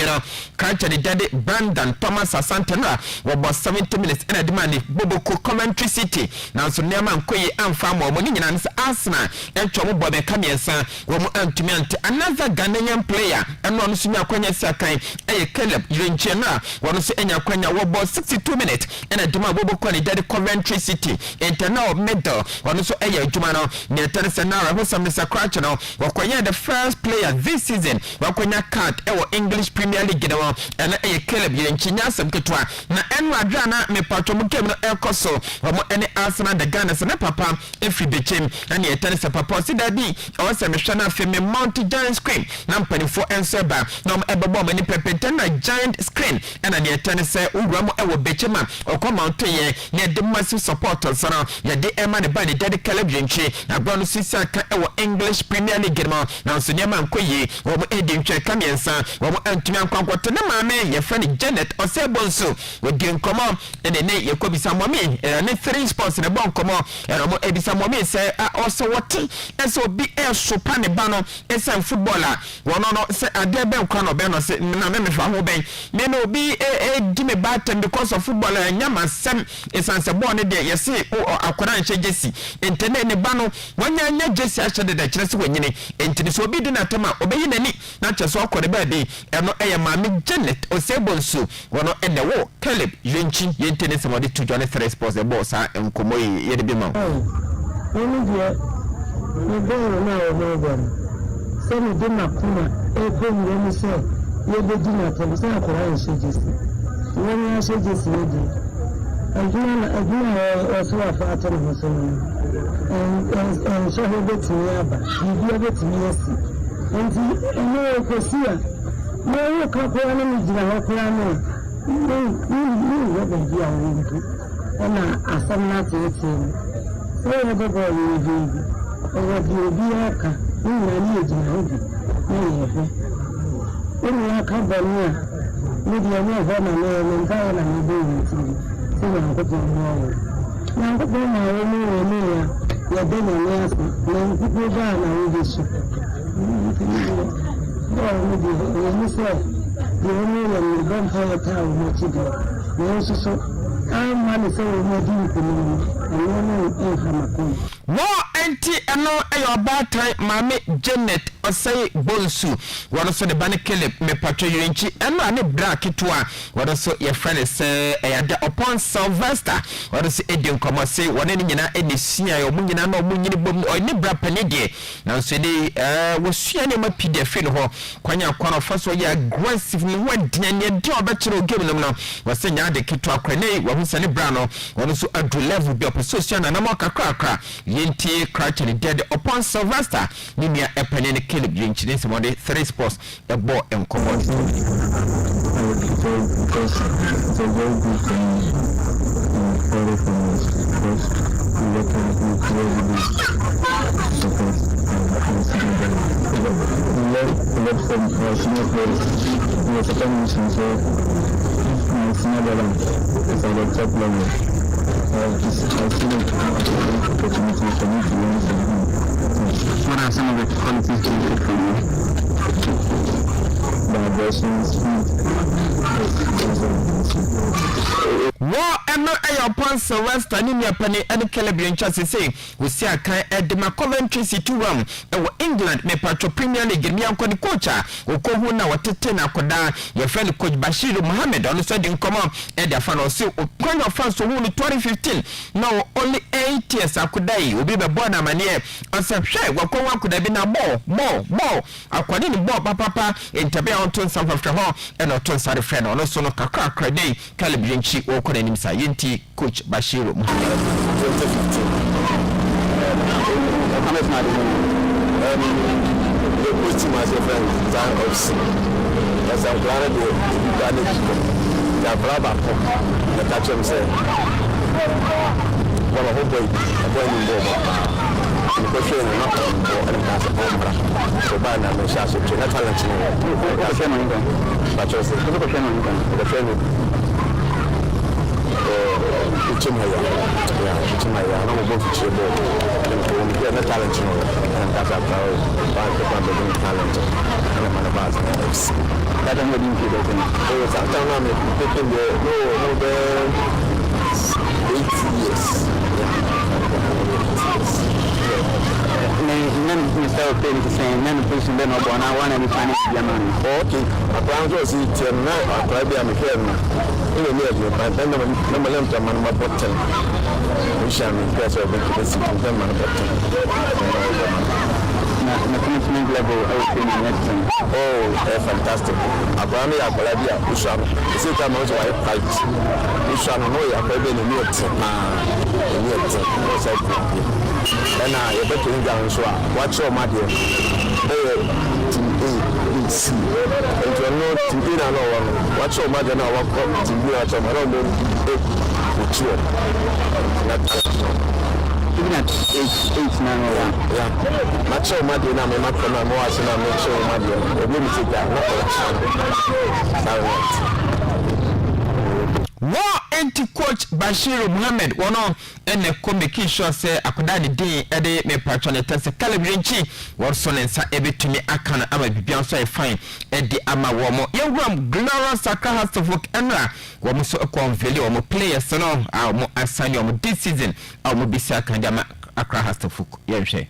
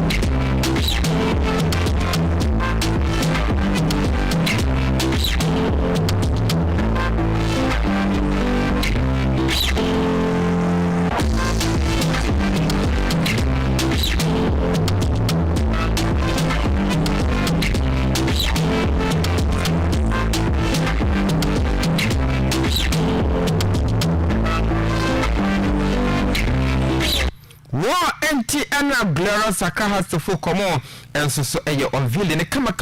pa ema bibian so no etimi eya kono edema playing body na enei wo mo assign John Entry enra wo mo eye onville na ema ne ye kama sanso ena Alex Banso akoda ne friend Messi no enra wo toatene bi na chesa de na no eden edema Glorious Saka Hastofok no na enya asem kotokra no mo game mo boy no mo ni so draw up last game no ekoye 2-2 yes ekoye 2-2 our that particular game mo etimi boy no na ne tene se me patro after the game penalty shootout equals Hastofok boy in 4-3 as you see we must agrom the next me patro the next round of the competition go on and so everybody the grand final more enable kwani the positive it be share the bom shadow so it's a way cry invitational camp equals be man na e ba mo etim ekobon no kama game we mo ede so draw blast boy no ede so ekoye 2-2 me patro first match the positive we mo enso efficiency ebon 1-0 and intene me patro game no ene so etimi akwaku yese honsem ye de match no nyame antoma da chena ena Ghana yen suso ne tie ene se yen yen win transfer window no yes transfer window no ebetumi aclose na fi bibia so no atumi aba awiye ntinyame antoma da chena ena transfer market no ye tum se twitwe eno ensumu de na no pai ye de ma OSIKANI FM 99.7 OSIKANI FM 99.7 no so na bibia so no atumi ayefanti me yana me desire mo mansa na mekono ma yenhwe na yewuragram na afie mfamo no etantima me na me humra on me na me ho emra sisi ya di anya bi obeso mu na ya hwe akwakoye Okay boss ma men na wase na yantonchia enko ya usukuru brachas na no pa me sure say o monitor dwumadie no kama and for the Facebook president did that mamen ko daddy Abu J sunu dwumadie no edem life wa da emfa iniagro ye kwa himfi na anim ho na daddy cons ewo ho ye man good morning enne anopa ena fi master kufi chefo on apamfo ni nyina otimu say omfa dwumadie no iniagro mama ana Anes Vocational Institute ono so abribia wa bia dem school ho den a otimu say yes niema nyina ekoso kama MTF so no obia enya dwumadie ni bi etimi monitor emse na ko Facebook na messages ba kumienu bi aba no yetimi ayi afiri ho ede MTF ansana enkomodidie no atimi ato aso ntino mame ko ayi Facebook isanse yetenase a amanfo support dwumadie no so no itimi eye kama abribia we every Raskin air phone shop or see great job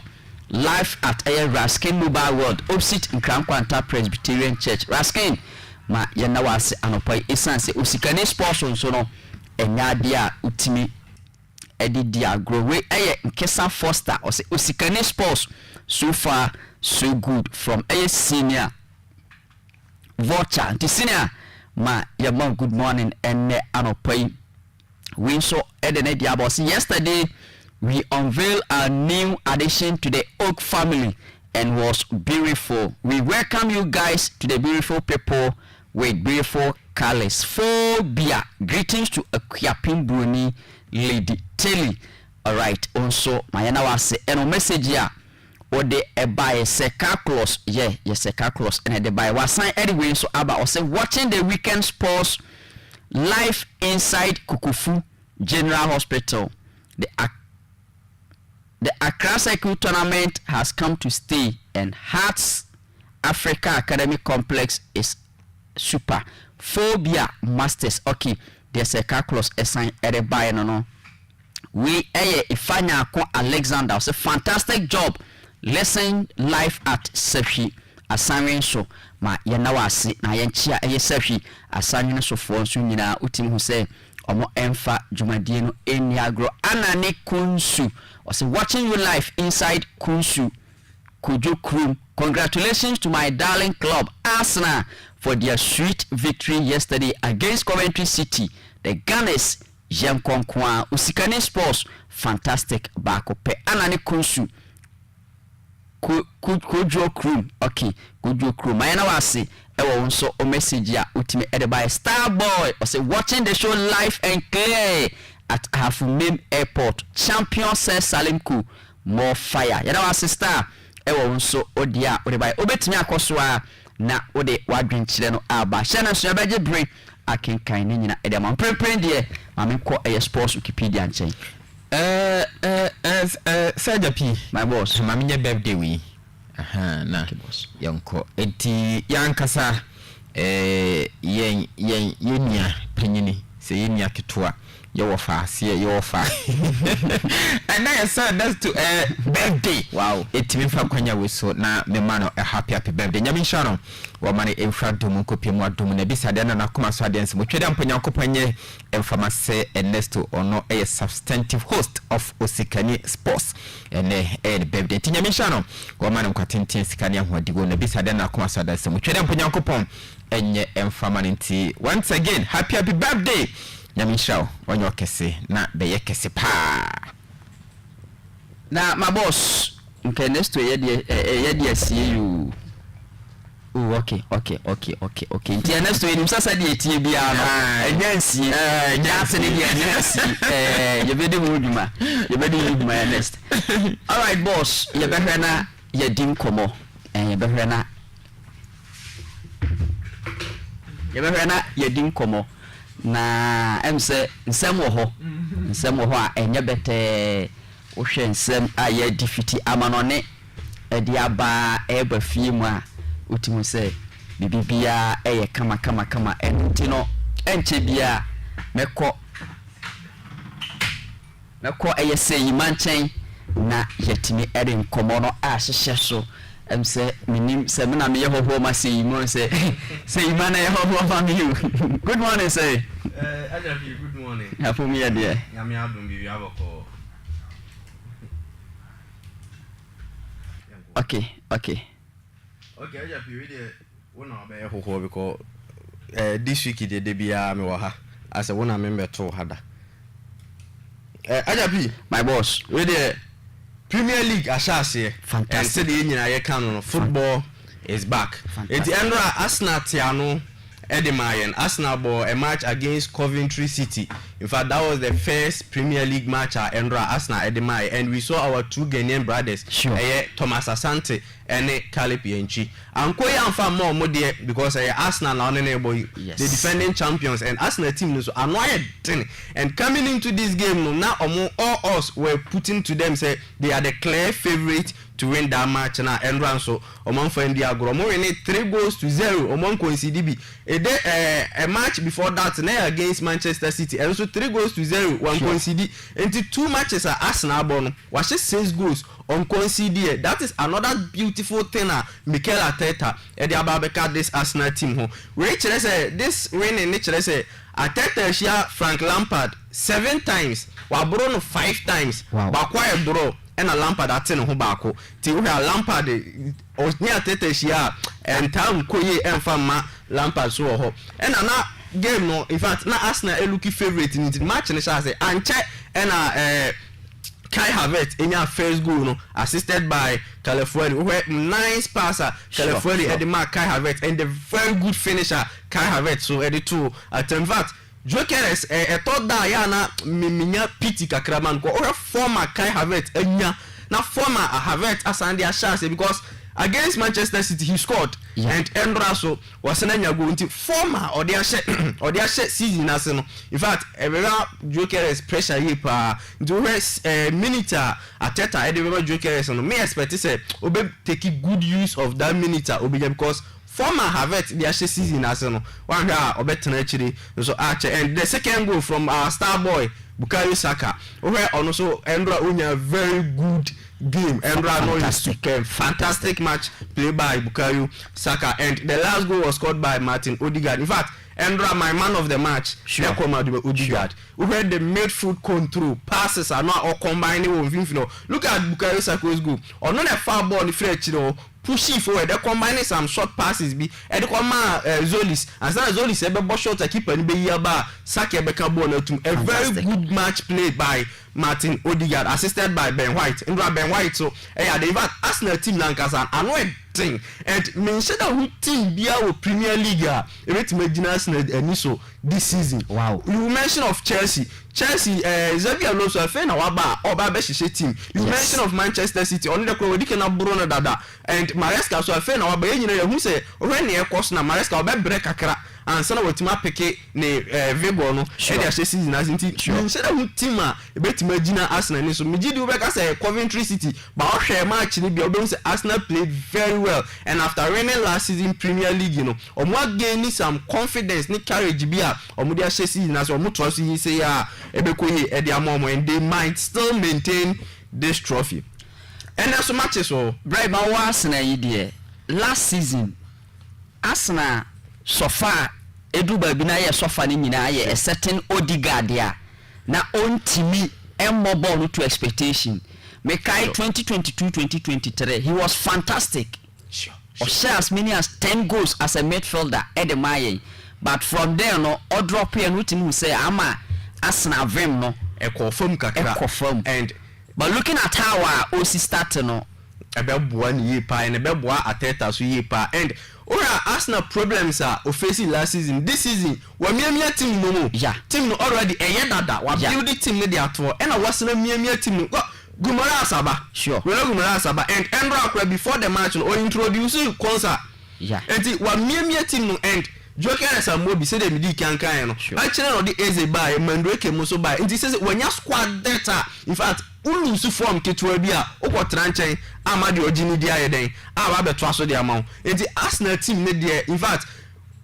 enam say when your squad data ni ebe ma say uti akira tambia you be pressured to perform well and omo startup no so one kasa obi nkan chiro say boniye because squad no ho a we least mistake okwotra nchen amafoforo aba Inti Arsenal team in fact this season I don't see the ups and downs now last season no munyan because a certain man and an name who say Arsenal and because for the past 4 seasons Arsenal are consistent than any other team in the Premier League sure for the past 4 seasons or more consistent than any other team in the Premier League a certain man and an name who say on team in the league in Pep Guardiola and Pep Guardiola ni will be this is Arteta season. You know, Arteta ne Arsenal there. In fact, me the mean team bia e bit imagine almost and LP China and the matches for easy United Ekwa ko face Hull City and all us air point say and then the United on what year they are going to win because we actually say United e Hull City 9 years ago and omugo relegation in fact they are back again and before some relegation crumple not last 10 matches are no more facing Manchester United no now United are winning 8 and a 2 draw last 10 matches no Hull City win United so and Manchester United so what now no say or ball against the first match in the Premier League or ball against a team offering relegation aba newly promoted from the relegation zone aba in fact na United tiring ni pa and going against this match against Hull City there in fact all odds is pointing on Manchester City and of course their usual formation 4-2-3-1 said you need say Carrick Ebebono that means will be imposed. Look sure this is my predicted lineup called lineup Lancaster the Mbai that means will be imposed and look sure will be at the left wing left back corner now having name Maguire Archer 4 and 5 no about Dalot Ebebo right wing and in front of them no Andre Santos and Telemans omuno mbejina defenders na nim two double pivot na mbejina defenders na nim akontrol midfield no ediamon and Bruno would stand in front of them Kula other predicted up no predicted say Dogu Ebesha say ahead of Kula but no say Carrick will prefer starting Kula ahead of Dogu and Ahmed Diallo will be at the right side now of course Mbwemu Ajino Mwenimti this is the predicted lineup Misusi say United and Carrick Edebe Urasa again and I'm predicting 2-1 in favor of Manchester United we there on betting it because last season Ebekwa we so here Carrick FA team no na near we saw some positive changes in Manchester United be finish third ahead of Chelsea ne I'm seeing United going into this game as our favorite and I'm predicting 2-1 in favor of Manchester United for Premier League nisi but your time na kwete kakra na yura La Liga for Premier League nisi na yura La Liga and after Madrid Ako back-to-back trophyless seasons, 2 seasons, you know. You see. Jose Mourinho ever won the first La Liga match. Wow. And Obo against Espanyol at RCDE Stadium. In fact, Jose Mourinho far Real Madrid honestly a positive change. Sure. When the last, I think, 5 matches are about in preparation of the start of La Liga now. Yeah. Well, really, I think 4. And our draw 1 when you lose the only thing echo against him how OSIKANI goals we have some silly mistakes from his defenders and Emma concede goals but aside that we are a positive from Real Madrid and Madrid team no on paper though you praise Barcelona but on paper in fact Madrid was squad and these players now equal Madrid and La Liga nkwana was omuntumi dominate you in fact also omunya Europe domination and so sure and Mourinho coming back Mourinho results oriented no say they be or the results and seeing Mourinho from the preseason in fact I'm seeing positive change though we are praising Barcelona we are praising other team but Madrid team no in fact anointing because players anointing wow but biana yamfa last season after said the down cruise otwetwea no ba bi afa na problem no work sepa ye cruise mpaboa no but say Bernardo Silva ba be share and look at Bernardo Silva and the partnership with Fede Valverde absolutely fantastic and no Madrid team no do ye twetwe omo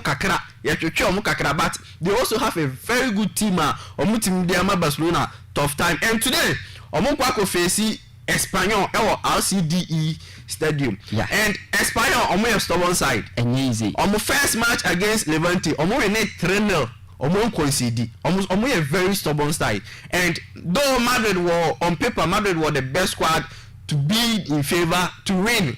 this particular match but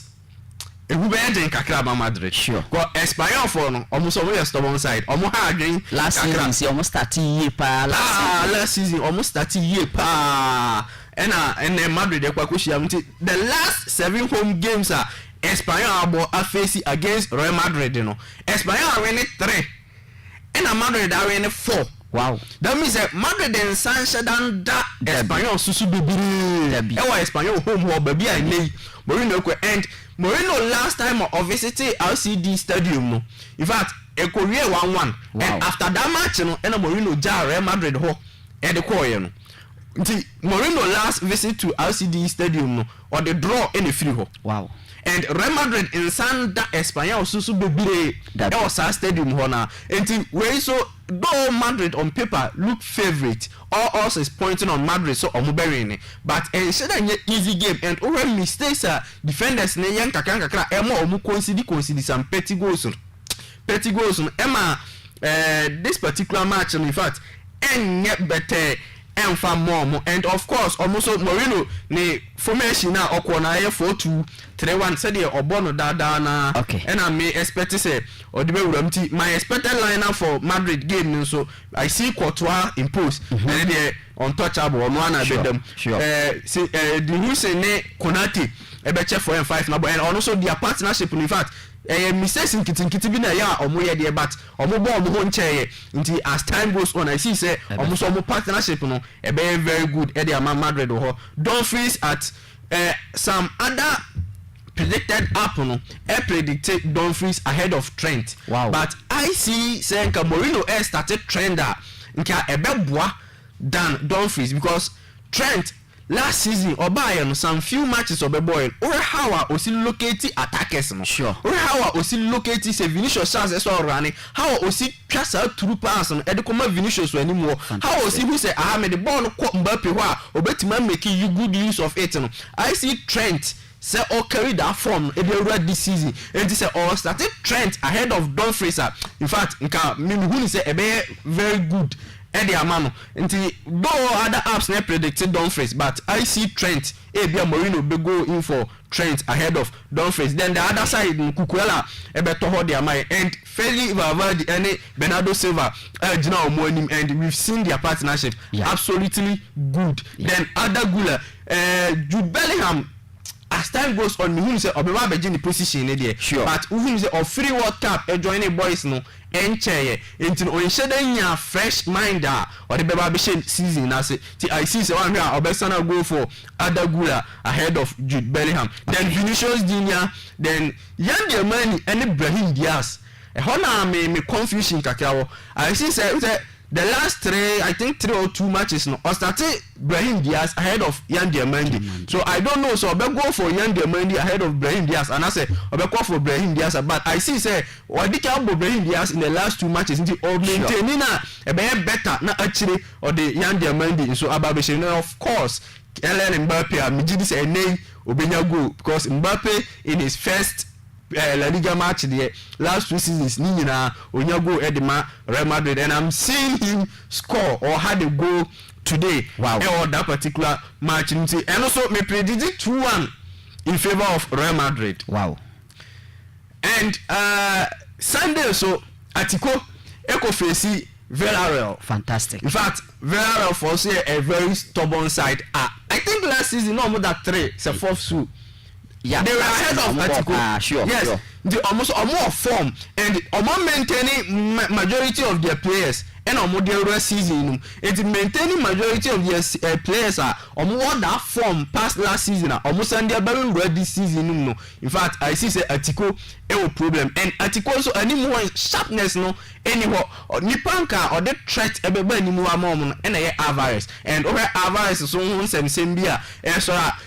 Endra news eba say CEO of Atletico Madrid to ayampia de koma Alvarez ne agent and agent ne so to ayampia e de kokoma CEO no akasakasa kakra bi abomuto ba ko friend yonko say oyo otrofo nyina in fact Alvarez anya problem with Atiko.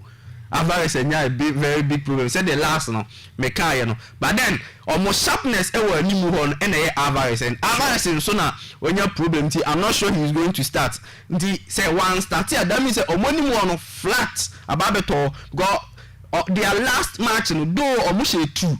but e ma 2 ni ndada omo boche I think second half from 60th minutes and 2 goals no ebeba and the 2 goals came from nowhere. It's not like omo build it up and a crochet goal no. It was from I think free kick and a master class from their midfield King Lee and that master class for them and a free kicker Bena Ebotum no. So it was a goal from nowhere but and omukosia Sunday omukosia Villarreal no a very difficult game for them because Villarreal so could have form na omode ba nti sa match die me yeso se metima predict because Villarreal form no ano edin and atikoso animu ho no e flatter me predict and Barcelona Elche Rodri ni nko for kwakobo Rodri Pedri enye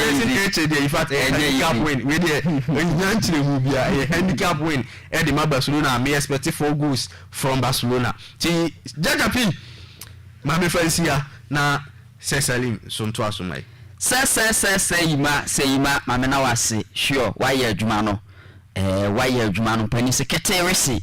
yes ne dodo wura na so far so good kakra na aba no so me sure say atiefo nso ani asopa utimi ho say why adwuma nti de meka ne say kakra ya mahu na anopai no bro keep it up bibia ebeyoki sports Wikipedia ajapi my boss me bana ma mini message we enfam free ho okay we amwaku Grace or see great job live inside crack room intensely. Greetings to the CEO of Raskin TV, DJ Raskin. Happy birthday to Sir Ernesto. All right, amwako wonso yadawase. Ewo odia wode aba obetimi akoso a ede message no aba 0200693025 0244 094378 0200693025 and afi 0244 094378 Brenda Swan yebetimi amawa konya na so wa afre na ode wadwen kire nso abe support nti fronua na ono so mfre ne nua na afi ono so mfre ne nua se osikani sports ade agya no edam kumu my boss Saja P nkomo pi wa manone yensen chatifo nyina na yenhwe ene we story about Argentina ya fine wo mo $321,000 right sure and they are pim wo mutiri sese wo konkutua isanse wo game wo boy in the semi-final right against England the Three Lions yeah game no we all thought say England for na win game na we but a travel ya 93rd minute winner by Argentina for Lautaro Javier Martinez and Miki shows Argentina for no came from behind to win the game by 2-1 yeah now and after the game Argentina for no ko hoist a banner na banner na there was nyina ne say the island Malvinas belonging to Argentina for okay and Osaja Pubeka before that game maybe yes Falklands Wars in 1982 no become yeah it's that island Argentina for the feel say omodia wo feel say in 1816 Muji independence edi free Spain for yen nim say Argentines were colonized by the Spanish woman no kodi omo so tese Britain for bedi Ghana for so no Samson Spain for colonizing the Argentines intabra na Spain for no every Argentina kromo because so many omo fa hudi omo kwa that island no Argentina for the feel say 1816 omo gani independence na island ne omo dia Spain for the kawo mo ho enti nkofo wo ho mo free say yo masase now so you see England for no at the illegal colonial means ekwaje asase no in 1833 okay and the day sadin 18 na mekani ya man 19 wow Argentina for the independence 1816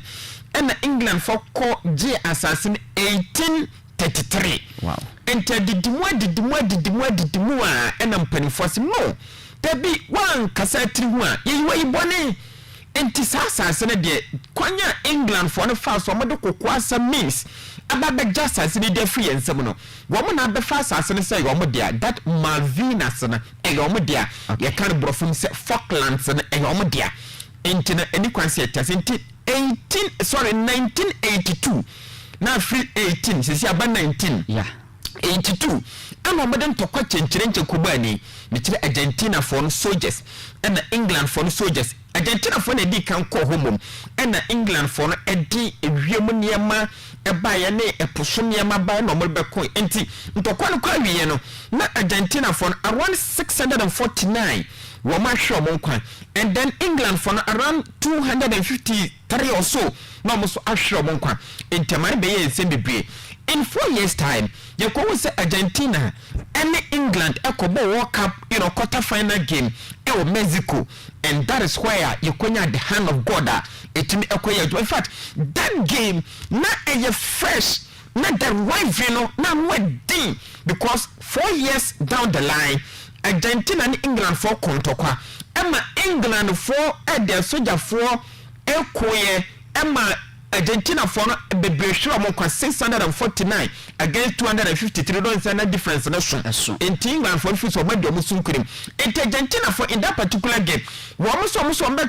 the foot of play as a Samoan wedding. Now betting the Tuone bomb Bonia Jedia Sun Crimea on the foot of play. Your Diego Armando Maradona Franco Tinum Yen Tias or see Dimusun cream. And on the Namso. Emma Maradona ni brana na niabe because before the game yes Maradona on Kasubia home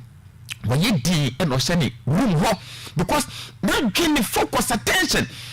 as midnight and Maradona was still awake preparing so obuko could share England for no we domusun kunim because almost see a revenge now we more against the British government kwanya omodomo efa so no we ma do masasi we ma se ko mo for and on the foot of play young franka bibinche England for say ye des ya wonya dia ye the ball no beti ho and that day yes Maradona didn't sleep all night. He kept awake planning how I will beat me afaswa go beat me aye England for Wajuma and it did in the quarter final game wo mo eshomo mo shobo 2-1 the hand of God APM and mass had to be Britain for Tom Kessier okay exwomo first go Maradona shall not send the ball no say and the third say dubious in fact ukwa BBC no many a day wo mo can so mo bakọ se mo ye a survey bi omama kase ma de be na show mo kase wo mo say the hand of God omo fi say it was a cheat total cheat era Maradona ye no in fact be celebrating for that so kaisa adena Maradona edo ye omo no and England for no take the second goal. In fact FIFA for organize that second goal say the best in the century FIFA World Cup ball obi afabo atwe dribbles mako watwe out of nipa 11 watwe 8 and wow. It was incredible. If FIFA organized the best goal of the century, our FIFA World Cup and to that game after that game now you can say Argentina for any year almost avenge the loss of lives womo osho mo kwano womo ko ejamo womo on the foot of play and Buama England for the free at the World Cup Buama Argentina for the World Cup in 1986 and since then why Venatina 98 abaye gidi Argentina for winning on penalty shootout after England for not taking lead. One betting money 2-2. Yakasa in 2002, Argentina for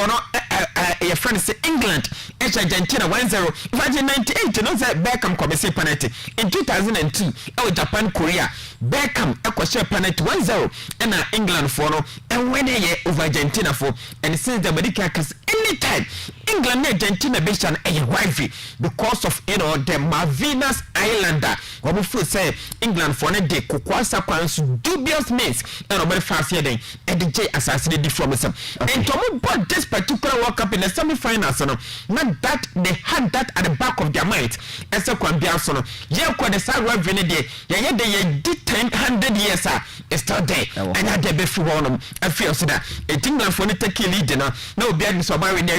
and in fourth incredible goal by our standard by Enzo Jeremiah Fernandez and may equalizer and I'm check and Latorio Javier Martinez a true header within the second goal and the winning goal for the San Argentine national team and no anomoko hoisted a banner near Chelsea say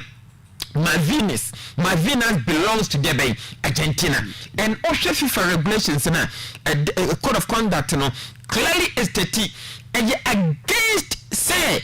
Again, FIFA disciplinary code as a compare sort over anything that has to do with religion, that has to do with politics, any flyer, every bibia, what I just say, Ushabi na a communicating a religious message. Yanina can say Emmanuel and okay say Nations MC or question go Pajana Tada say thank you Jesus. Yeah, I find no. Yeah, you say religious tone and else you final anything that has to do with politics. Else you final and it's the reason why you name Argentina national team no Yache Omaso it's a $321,000. Woman could and farmer FIFA because of my flaunting the rules are against political messages and me Africa. And then it's England for because ya bobo be ya come to quadru require the circumstances die members of the game no man share ya must come west sabana. In fact get betum do ye na day up to me daba because I did see 1982 there and no kwan say and kid ye never be sabana the free it means it was adom sheda a triple what I say boy ya bobo why from Dabana sadly number to my west Dabana no and yes be supporters no and the playing body yes players no one more anything I was said Dabana was the last Malvina son Argentina that means say that Malvinas belongs to Argentina. Wow. And it was bad message. I think it's Argentine players when we are conduct in this particular World Cup there is something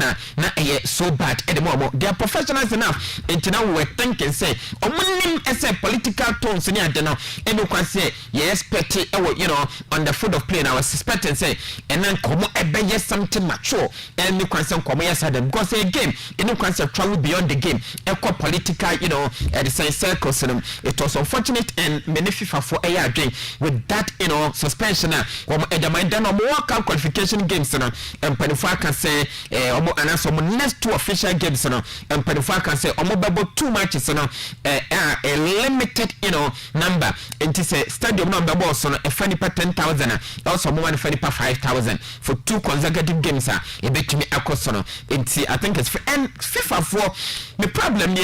they have been inconsistent with anyamani bi ho no ma me no mo adruba bia e na anyamani bi ho no ma asa hwehwani mo kakra ewom ya me ne wo so World Cup no enkoso no Iran supporters no in fact okay your friend is saying FIFA rules na ma me hwe wo ha I think somebody am afraid you crana FIFA disciplinary code na ban sanya maniema no my main crime for enter the vehicle. Okay, so one also on pitch and equipment rules. Players and match officials are forbidden from showing political, religious or personal slogans or statements or images on their gear, undergarment or during post-match celebrations. That is what the Stadium Code of Conduct. Fans and attendees are barred from bringing banners, flags, flyers, or other materials deemed to be of political, offensive, or discriminatory nature into tournament venues. Now, people to say Iran for the Chomasu because also the banner baho. Supporters the banners ebawa. No, we protest against the Tehran government. Sure. But and the same Bibi Mama Infantino na say inconsistently inconsistent. Sure. What doesn't your best company for? Say you feel say way and a flaunt your code of conduct na. Eno kwansi agituma na obi be bia no yemfa so twa na ma pepe eno bia kuma ebetimi atoni yam ewo ehon mama eno so yankofo ye ne bia entimi emfama and of course Argentina players na wo mo receive man I think say fair Leandro Paredes no ya childish on his part. It was childish on his part because Binibian he started it. What I say now what is not what eko ya eno kobo na chi eno koye gidigidi a man gavide no okojima akoye ntoko we the way a manner wo faso so gabi kon o faso de ne to fam asinsa ne about wrestling but boss as South Americans na yo musu sa ade ne wo be mu Chile fo na sa ade ne ngira say Africa say then na dre ne ya pro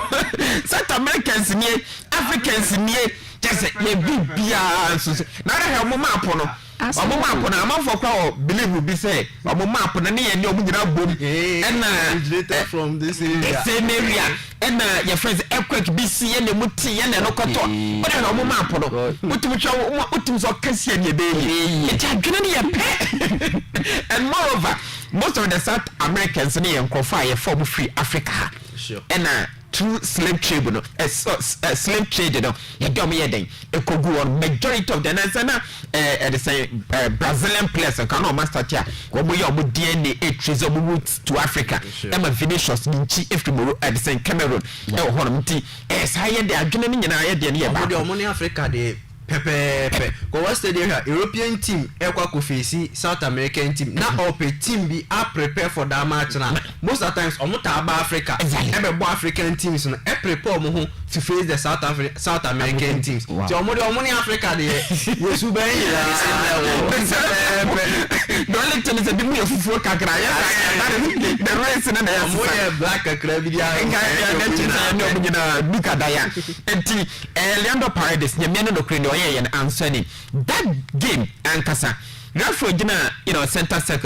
center no or officiating game no the Slavko Vintage right Slavko Vintage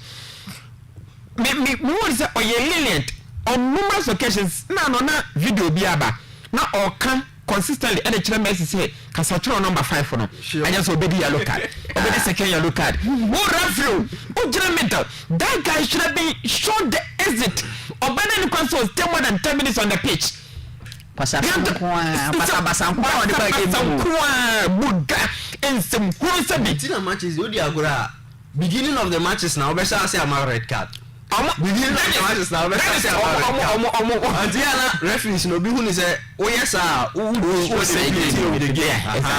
because almost in some way no upon say no omo conduct omo hu ye no na some of their matches are na fans ne bapa so exactly fans omo matches no fans one ko favor omo kakra bi na say omo free ma say am go ni no as what FIFA so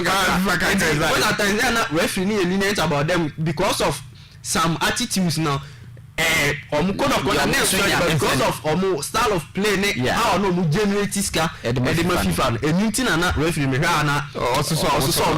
yes are there ya anything na dey say place bebre it was uncalled for Mama Nahuel Molina 7 games also he was involved in the brawl it also come Thiago Amada say Paredes never 10 games ban and Yamane $90,000 fine and I feel Nahuel Molina 7 game ban Yamane and 90,000 as also input and of course Thiago Amada gonna see a 1 game suspension and a 30,000 na technical member baako Roberto Ayala or your former player omo great come be konto kwani awrade panyina ni ye bi na ona shankura on kutupa ono panyina na oye former footballer no Roberto Ayala obi anim modimo obebo Argentina national team no wombo mo nkoda ne ye na de mo wonsem na be patom no na ono so de no magim se nkora no manye se de ho jim e no di prize course no ono so nya 3 game ban and then $30,000 na Gavi ono right after the incident was a Gavi obi a ono so ye stubborn kakra oye aggressive kakra na ne din so na team ni na ona ye bia na ne din pa na offensive Real Madrid crowd when on Vinicius ko ha no ping Jude Bellingham wa agbaketwa so ontwema o saa na te Gavi ani ade nti ono ne Paredes no what you say ono tiase say we akobbo ni nipa ni ade no chasa na wedding o Paredes akano it was 1 game ban and then $30,000 I think say ni nyina fair ruling and a FIFA for no it e be ye final nyanya no kreni amma ya hu the beauty no ankasa nse ye coronate ade no they was say bia ye in a friendly manner babobo walusu a eno ano no ko ba bi me makase sada na Argentina for na maso mbe bobo o ba sense hu no mba bedi ya no munya o mulusu nti eno ano no ma yemfa foreign empema all right my boss ma menni obi adwenkyere emfamfi ho na ye medin komo eufi we rockstar crack room or say Manchester United today match time Rock 11:30 ya anopai we a sharp 11:30 ya ade match no edem den Hull City ebe hosti Manchester United first away game for Manchester. Carrick ehwe ni mu say on the boys no ebe nya the 3 maximum points. Yanko aye Facebook na yenyi message ni bi info way if DJ Raskin TV or see great job live at Raskin Mobile World. And I say DJ Raskin Bawa Osborne Edene Diaba or say champions are full seated. It's live at Kwame Ebuak Room. Keep it up. Greetings to all OSIKANI FM listeners and Starkey drinking water workers, especially Oscar and Mary. Bawa also mehena wase na ye chiao emfamfiri eye babia ana Kwame Ebuak Room. Yes, ho ena the message no ifri eba intima menko eye sei ma enchen na afisem no so no yenshasi enim komo info esan sempi haso folk unveilance ahodo atimi akoso normal biana stars kuma say asante kono and sempi Thomas Tay party yes officially no party awrum el Saudi sayma LB okay ye ba fisema and me sha say wo Thomas party yeah akachi in fact me da na me worried and Ghana ni bians no so you worried abra it say Villarreal and stende Thomas Partey the contract dina if he say Partey ba betina fie are train the following season and age so ni nafa the obi a 33 years now tena fie one full season e be den say club bi e be ba say ohia ba I think last 2 days yet say Partey pim Saudi Arabia akwa sign ni 1 year e de ama a club a fe no Al Shabab no na be ya ni gisem e de ama Partey ene Ghana man nyina anti Partey on the in fact ani gisem ene firi oba Al Shabab no omonye bad clubs a omumpe league naje ena omuso a omonye say omo ba be in fact 20 last time omuji league no was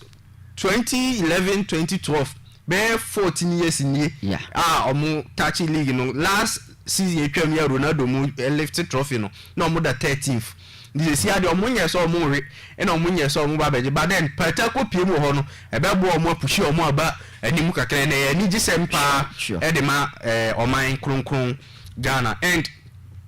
has of folk are really omo players and it was a beautiful thing in fact na ye fe so we ni hwe omo a na ye beautiful ye boldin a wa really fans na aboye nsema mo na ya chance ani ma we attempts eta hu Barcelona akache ye boldin for time no apie no ba be say the last time omo ye ya ye be chirichiri mu ha no the copying this team from the European teams you know in fact the beauty of our league you know so eba said the GFA president I can say ma beauty of the game no embra yeso ye ha said ye si ehwe amono ne de no ye hwe abibem de no omo ye nema bi say ya ene be Kenya ye amaya ba be ye den ya ba be hwe ntino ye expect say other clubs ne so kotoko aduana mo media ma omo ye but omonye na omonkoso nye omumma me ne say omoye this season no next season omusi ye niska we nyeska na de ye ma player nhye ne ho omra me gina obonidi fans mbo ne nsemma no na ye nyina ye hwe no de enyeska na enye bibia nti we mumma me ka say ye niska nti ye den ye nye and me hwe ni mu say aduana be complete omo park no na mpemfu agi atum do omo first match omo kware omo lengthy time e de endra ne omo kasa omo say omo beye ye hwe ni mu so omo beye ba me hwe ni mu so omo beye na one pack so omo mbo matches no wo ho a ebe hardwin anti adapi mami fancy haya say ma sign ena was sports Wikipedia sir ye bu ni tot yes ye bu ni tot senior na say ma ekano in fact it was colorful for glorious Sakrahato for kase omo bitimi awonvele go play bodina omo timi ababeka you know the glorious team no hono nyamye no krane has supporters in fact omo atwenyache ese wo monsa beka quality players na emra nanka so draw blast team nko mbo hwia bosin gom garim but na me game no on Facebook page na supporters me say boko de ano ayedin abo so say has last season say omo niam omo jesi bibia fefe omo de bedwa ya sum sam so agopama no so no na just omo tena omo dababi afi we de omo hwe I thought another colorful pass omo etumi yes hard and say omo value omo players no omo fa to organize a tournament omo say Accra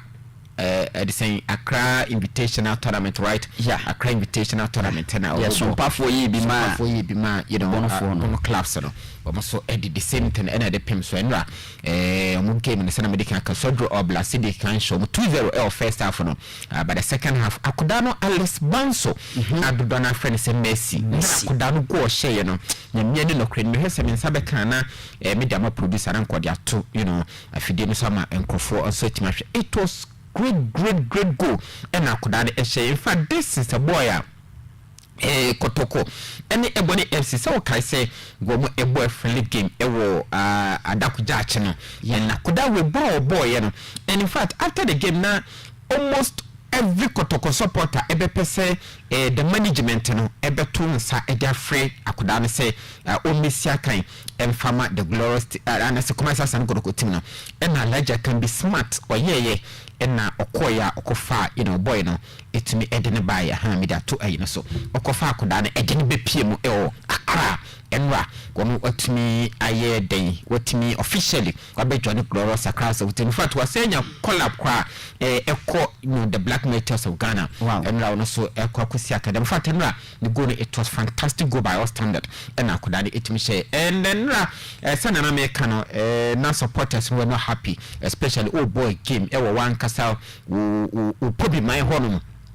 players wanya womo odi domadi why invitational tournament koso na started within 12 minutes na has conceded 2 goals asem I mean coach no na as a supporters maybe were not happy with some of the decisions of the coach name those stuff is a bad agitation be doson and then the one now ville ne siba na ohwe has agoprama no na nkofo ka agoprama we die am so happy na kasa despite say astroctive but when you astroctive for papa quality ayi at the same FIFA agitu ni bia enye astroctive bazawa la bia players ni jira so na obo be plan da bi we enye FIFA standard astroctive and a toga fede it me ekoto ba in fact na omo bona fia so mutu in fact na there a lot of agitation so obi kwa extra comment na me sere pass was the same Ghana Football Association omo stand the same transfer window na me kwa ka fie no mumie na omo nkope goalkeeper for and from Ghana fie omo san kope another left back and from but the second half coach and the Nibosa couple we make sure so be nkonya kakra amansa kakra aba and the players no nyame no crane o mango mo in the second half we ebo modern ensure say the glorious team we ebetumi anya the equalizer the 2-2 no and they travel to penalties ekobasa in fact no players no mo envili omo no majority of them no you know in should anymore mosa omunye high profile players be brain answer but omo feel say the quality no na ikohu say a Brighton dey John Entry but experienced player in fact in has team no we map experience bit is achepaye and nyina ni John Entry the consistency abra unsa wa bahas pen but ene dudona enim say John Duku Entry we say academy glorious Accra pen me kai pass no say academy bobo ko dey and 11 wise akara ka chicha tu sabre na 11 wise no mo ni odatelam tene opanya de sika kono no no bi obu coach sa o de boys o mo bapa ka no mo bosit no mo bo mo tai kama no went to this stadium Ghana Premier League ni sabre na John Entry na osi academy bobo ko de 11 wise team no mo ko relegation and no join has team so to na a young guy in terms of by na pressure na waiting when to me amo nisa and na onya kwan ko Egypt but o wo Egypt no at the point no top scorer okobo na di Al Ahly okobo Zamalek team big clubs you know Egyptian Premier League them and a John Entry ekoboye and ofuo no ko nenam Saudi nom and obuy dream sexy ye nyina ye hu emodem crash no ye den obo consistently utim say or ade bibi etu the Dreams FC abomoko even in the Confederation Cup he was a leader on the field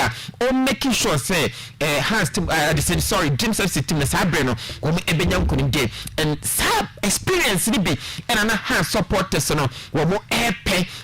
ene wo mo ensa ka John Ntwe na of course ntimi ensa kan ya na kwa minim se na otwam na mo friend so omra dia where the dress na the outfit no ze na no nkwane den edem so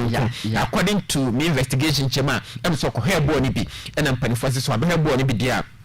your money thing and franka players and hope enti na on shada nya prepared sa say omo be willing to no nkwana ni outfit and edem back on enti he's one nice player has team no I believe very well say with last season near course wa womo keep most clean sheet our Ghana Premier League them but unfortunately you get him or draw kesi pass wa ekoyo mo has the folk na I believe very well say with the additional inclusion of John Ntwe no e betimi abwa add up something it has to if say so more ebetumi enya at the same that supplies no ebetumi aba enti na Kwame Poku baye atama no kotokoto nkwantapa na ha supporters bebe na qualify say mpanifo mmode no bokofa Kwame Poku baye emfama because somebody can say has team de baby o lucky the potency in terms of when the betonta na de amomo Hamza Issa since our joining has team no from Aurora no the first season he had a fantastic season it were thinking say obi a free junior team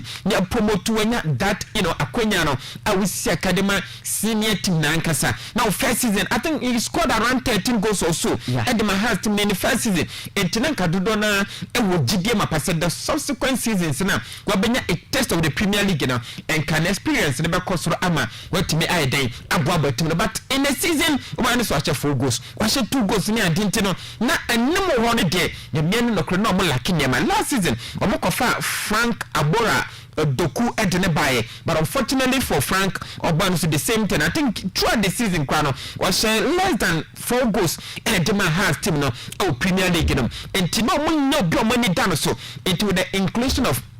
Brandon Day and John Ntwe I think say e be boa club no so no money in terms of goal scoring no enti we say has team no afi wo mo anya bebre na kwan majority of the players are still there enti no team said the team understanding no the therapeutic understanding the team bonding no still e be ho no the inclusion of 1 or 2 experience no mo be kan ho I strongly believe say afi has team no nema bia technical side no and nema say ho na me ne mpanimfa anya adwen esesenke bo mo opinion ni dead masudi di drama ni kwanya eba probably enkafi no enyama betimi akona ni mo e dia chance of na was a concern technical bench no yes me woni say last season if say nkomunya experience ba ko me bi e de kan ho a enke bia nkwankwa ete senia omo draw most of their matches say ofia omo entwe ni tisen ko santra ho ma nkobenya fair understanding I mean fair knowledge about the team enke bia problem kafi no e be different stuff altogether but all the same no ye be new coach no the benefit of the doubt na new players no maba no e be hand supporters no play omo bebo nyina ne se omo eba bete club na se isa has no kotoko no se wo ba na o start na nema nkoya etatro mu sabon say na player no sabi na bam cry de akwakobo because this is a club if I'm not psychologically onya physically mentally be ready spiritually cry no onya ready untime mo has team no sure yes because okay glass na wako Ogani has omkoto no from Olympics on boss gengan omo adanya okọ honum 1 oso omo biem adanya oso nyama bi okọ hu ya ne adetim se di susu busa mashi no the club is bigger than the spirit no it doesn't put for frana na omo ye nyama cycle na kakra de no wabu babi ni ade anse na glass na wako finally osisa ne boot answer the oba be second this is some that has no kotoko ni se de ba meka obi obetimi asiaka for has ene kotoko de jana blasters no be born simple because the pressure and then nyama e war has no kotoko no it the same thing anyway national team no enti empire body so maba no wo ebetumi ahit the ground running na omotumi aboni yi so moboni ya I believe strongly say fi has team no wo so ebetumi compete for the title in fact omo mansi medical can say most so omo players na omo sheda enye well known sa but omo believe say quality e ho Manuel Ohinijan a defender for Park Academy last season he was fantastic for them and then of course Rock Sinchireme also another attacker from Park Academy last season. He also fantastic for them. One signed Sodro All Blacks 2 players, Ebenezer Amo as a winger, and then of course Abdulaziz as left back. One of the finest left backs my Ganamo, Abdulaziz Sakudano. Last season, Motima Kudane boy, no, Nanyasam go to West Kind Pedama, Tamale City, Tamale United, and OBPM, and Janet Tyson as has to Obebo, and Intina, Midiama Ban was there be, and Yada Missa Kadama Midiama Tuno. The only time person Missa Kadamo, has to meet these players now, Mabano, Yamo Makabana, or making sure they are preparing very one has to know. In fact, Kurua Bomono, Achapa Papa, the last time I think way back in 2021 Holland Babia opinion dede Samuel Brodu Ebabwamo Kofi Yesu Ebabwamo since then has to me say womo atato nsuma afine de horse nyina ne say betimi arvavo a club na enema so timi akoye atimi edama mo brekum Chelsea and then a piano nom ne adin senra ya kan say make sure safi no womo ebeyo mo nyema yi afi brekum Chelsea especially womo enyo mo nyema yi because relegation na so da ba ko mienu wan hwe ya entoso so na do ko aya na ehu papa intebesro mo na omo Ville Abranta de dede the Sefuseni Zakaria our son so are returning to Bekum Chelsea. This is not the first time okay so no Bekum Chelsea or Spain akone na ho no baye ni modimo boy ntina mako to last season omo ebe fan but unfortunately okoye ne niema ankose ne na ohwehwe no into asinya baye mana kwaba ese wo mebo no magina cho na experience wanya over the years no wontimi emfama Bekum Chelsea team no ewo Bekum Golden City Park on na omo so niema entimi ko yefo mo ze Bekum Chelsea den no amekaye ese nye team in recent times almost signing big names Ghana ha nkudane nketinketi na obi anim abisorotu otiase but omo kofa no kuranketua but no omo turn big time edema Bologna team na omo kofa Vincent Kulu agent edene by from nowhere but fortunately for him obaye no eno omo turn de na ma FC Basel o konto omo sa no omo tsa players no but yaka ene se omo betimi abodi ye nim se Bekum Chelsea yaka one team e ka Ghana League onimbo pa e Bekum Chelsea team no kono mo for some best success some points no wan kasa to okra be ba wadum last season kra ne enim so omberry you enim so omberry but kra and a tragedy because track omo batini nyina mo no omo etimi e come out of relegation na e omo etimi asofa nti e be so mo sa fi ne die omo e make sure say omo en ma relegation na me so so ma da ye bi omo first round na omo tase omo points na na omo bo omo league na was the first round no omo gije omo points na in the second round na ye team so beria omo enka ho interfere omo nyane say Ghana Stars on the other side and so enra ye dey maestro ebon komo wa chechim say players ni bi be ko nyame automa definitely omo gu so mo yes signings bi omo so enshedam ma yenhu say players akise sa players akise ni bi onoma say be play say hype keke ye be hype omo bom dia kese ba but then of the day ne be banana fi and dem man ko sa players no so most of them omo ba no omo be create confusion open sikas do so ni adeba no senior man bon say akotim no na afetu be bro ni dia confirm ba bibi ni die ye na yam fast hard na ntete yen because no ko Barcelona ye sela mi yama obi no na kwatua be de even do so ansena no oya ko da keto otim no mo but na obi akatua so ansena no but o matiase what been negotiate to contract and was signing but yeah dear anything na most of times the same team simpani for no one pesa omode players no salary some baba to Montana sure because we now could do 12 team na ko create confusion e wo team no enti ebesere duana for say almost afie no last season omo target no omo timi anu ba kokra ho enti afie omo make sure say omo so be dem na no wo panya ni dey eden Dr. Prosper Nate Ogum after the 32nd ordinary congress no wo panya ni kanse bi na ye me de pa ni sem no ka nyina etia wa osi Ghana ha adia ba ko ayama ye ni enko ho your friend is coaching at the grassroots. In fact, our boss has something to say and everywhere in the world, open countries are Wammo a quankai, Jacoa Cap, Mutimo Boboni here, and your Maya de Kokoro coaches, and no co spinner. One coaches over 15,000 coaches. And what Spain and quiet to only crowd the UEFA licenses be a crown. Only crown UEFA licenses be a crown. Uko Germany, one more close to 8,000. Our Germany, go England, there be a platform. And the man conform manager home. It's a moment to tear. It must be in, the same, and it must be in line with the football DNA. No, yeah, the football DNA. Balance and a saying. You need the DNA no crown the far by, and anybody echo. And when they say, just say, yeah, TD football DNA, not so quite TD football DNA. Nipa no di football DNA the buy no when you cry ya pam no asem can you a technical director no di football DNA o wen ya pam ma no ko entity ben no di man coaches na wo mo ne tete ne be in line with the DNA and a technical director na ndajuma ne saying Professor Joe Mintamo adjuma ne saying e no mo ye adjuma no mo ye no ye be here coaches at the grassroots because sakoda wo betimi apigi because yeah raw talent no sure raw talent no but in the football no more than the raw talent yeah but technical and tactical into the technical aspect and the tactical aspect anywhere forget it irrespective of the kind of talent you want to put and it's the reason why majority of the players from no masinya ba no majority of them because usana onya da guidelines ni bia o sense ni wi ansa na yakosha asese ye kire no what you say sabre no akodan obeden anything na Ghana players no munyina o akwaye mortar o bru 20 years wakwaye mortar asemu wakwa o jida for no kra no montan Uzbekistan no ko na no meti ba ko so Faroes Island na say mo so ni party o Faroes Island say asemu ko mo so say what you say obene na Mogadishu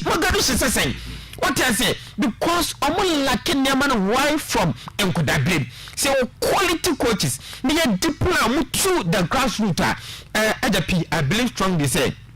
nke football no ye benya emfaso pi e de fiso tetena na ye under 17 no na omujo amana so sata na ball no na raw talent now sure na enye more technical and tactical to say ne intina 91 etimo koye kwagiye 93 ko final 95 years an kwagiye 97 years an ko final if you more bad bro for started the technical aspect and the tactical aspect no was the entime qualify entime qualify under 20 na ya de technical and tactical kakra graduate from under 17 and under 17 no be experiment FIFA for timo pono no yem fanye experiment na ye mankula na that opportunity na almost make showcase about it under 20 on dey say otimo bo professional football ni ade it one one say technical was an yentimi anyibida yes was a Japan the 20 until 2009 and so Ghana for ye dey yentimi akwajibe and now no Egypt for be two pay. But under 17, Nigeria for things on my just 5 for say, I just 5 for 6, and a Ghana yes I did 2. And as 17, but under 20, I didn't tell you to me. Some players corner 90% in the graduate from under 17 to under 20. But the corner 20 no much no more briefing from because of the technical and tactical aspect. Yeah, that's referee for and so more fan encounter any more parity. No man teaching for the brainer. One more begin in the coaching more our grassroots football. We bet me about both side which one crowd said the man to me coach papa be a certified coach. That man and coaching. Until now design your coach ya jaya EPL at 433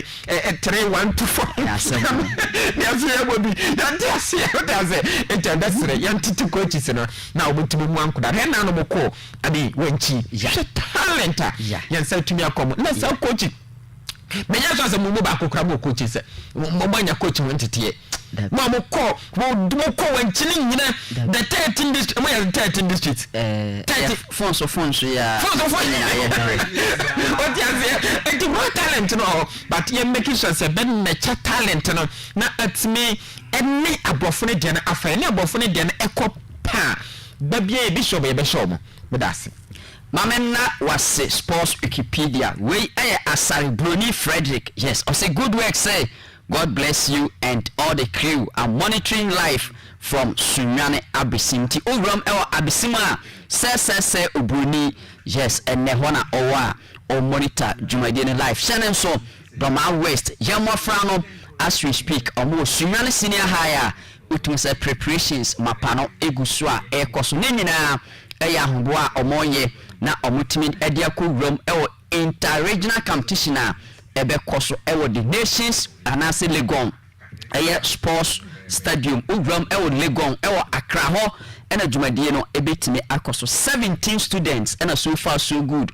Freedom West course Sunyane omo ekoya ahoboa na de eba ne se empanifo echirimu a anhwa na number no so ebete esan say ugram ewo U15 boys na boss empanifo se list no abroso omo pe 18 but omo fa 28 nti obese eja 10 kwan nti prempren de eya ahoboa any preparation and ankra ni guso nti it could be say boys 4 ni nyina bitimi apase through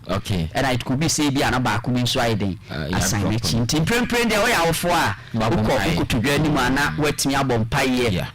e de ama ye mofra no esan say ya de ye betim de aka no ewo omone mpanimfo sesia yi no echena ene mpanimfo chirimu a omode final list no ebeba montiti by Monday de ye sure say OSIKANI ada Roma ebetimi abiebi nsem so amobibia prempren de obetimi afre 0200693025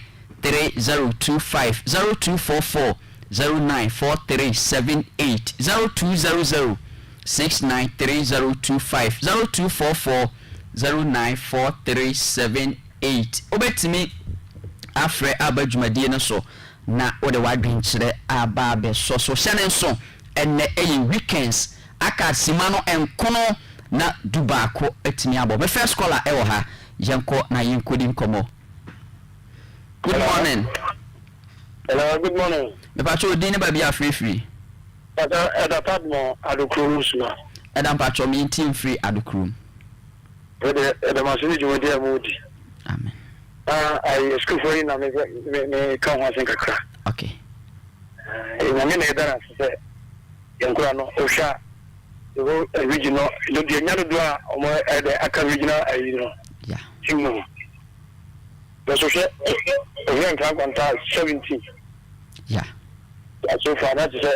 me do mo kan bo no modi. Sure. Na me ka o chiro se me na me fro ka se gogo sekitwa. Okay. Boss who cried them show the old amount. I to show until go to 6. Me pour the was them poor amount boss you. Na me shall be send the free. Entire team ni na ubia dia seda kese e ma o. The entire tomochi. Amen. So mo kono so de yame mo na. Region so mo kono adika emra kan kan tradition. Amen. Amen.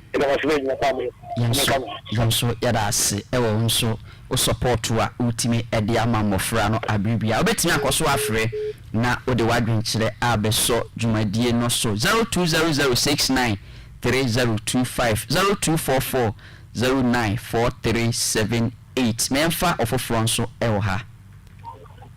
Good morning. Morning. So nyamija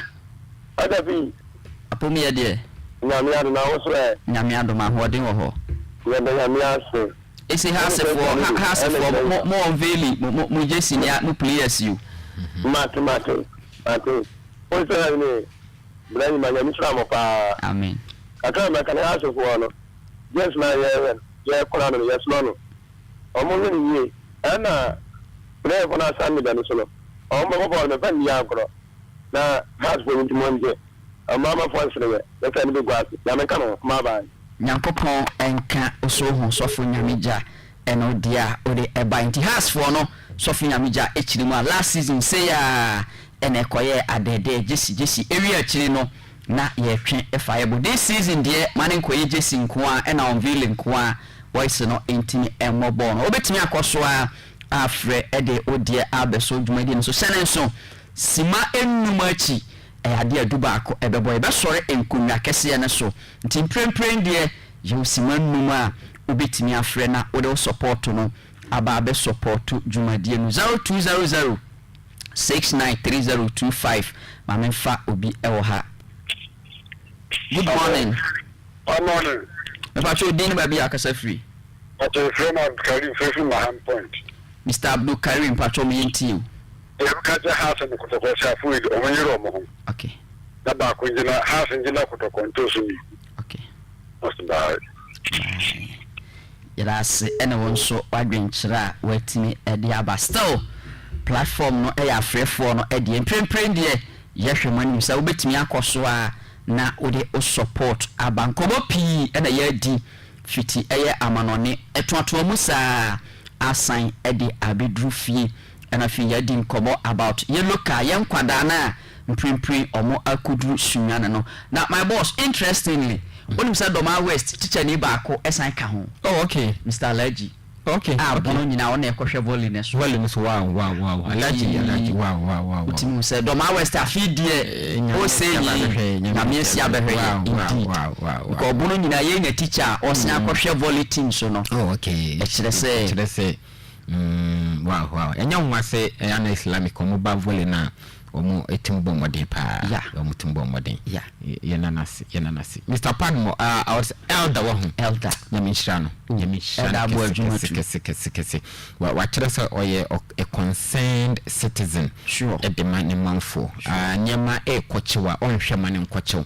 probably enye the intervention na e bia nkankudai yankwanku hu wo modemo no enko adoma chede wo mu ne bia nanka e ka hye yankwanku hu but with the intervention and say one tenase kwa na ohu se nyama bi koda bi mame so memmoa in a way na enkoda ne ntimu bra in fact nyamishra no and then you expect from everybody when so you know asasi so say adie bia beboa ma mpuntu aba no ni nyina de ho agim na aboa mpuntu say emfa me ho ebia nkoda iba ko ebitimi arise ana da chwa be professional okwa professional mo a ewo mu ade breye no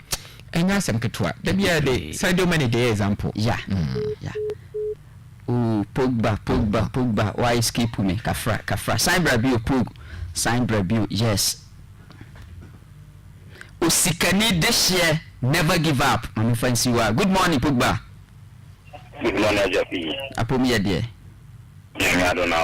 Nyame adom ohwe de nra asnafo ye ya utimo se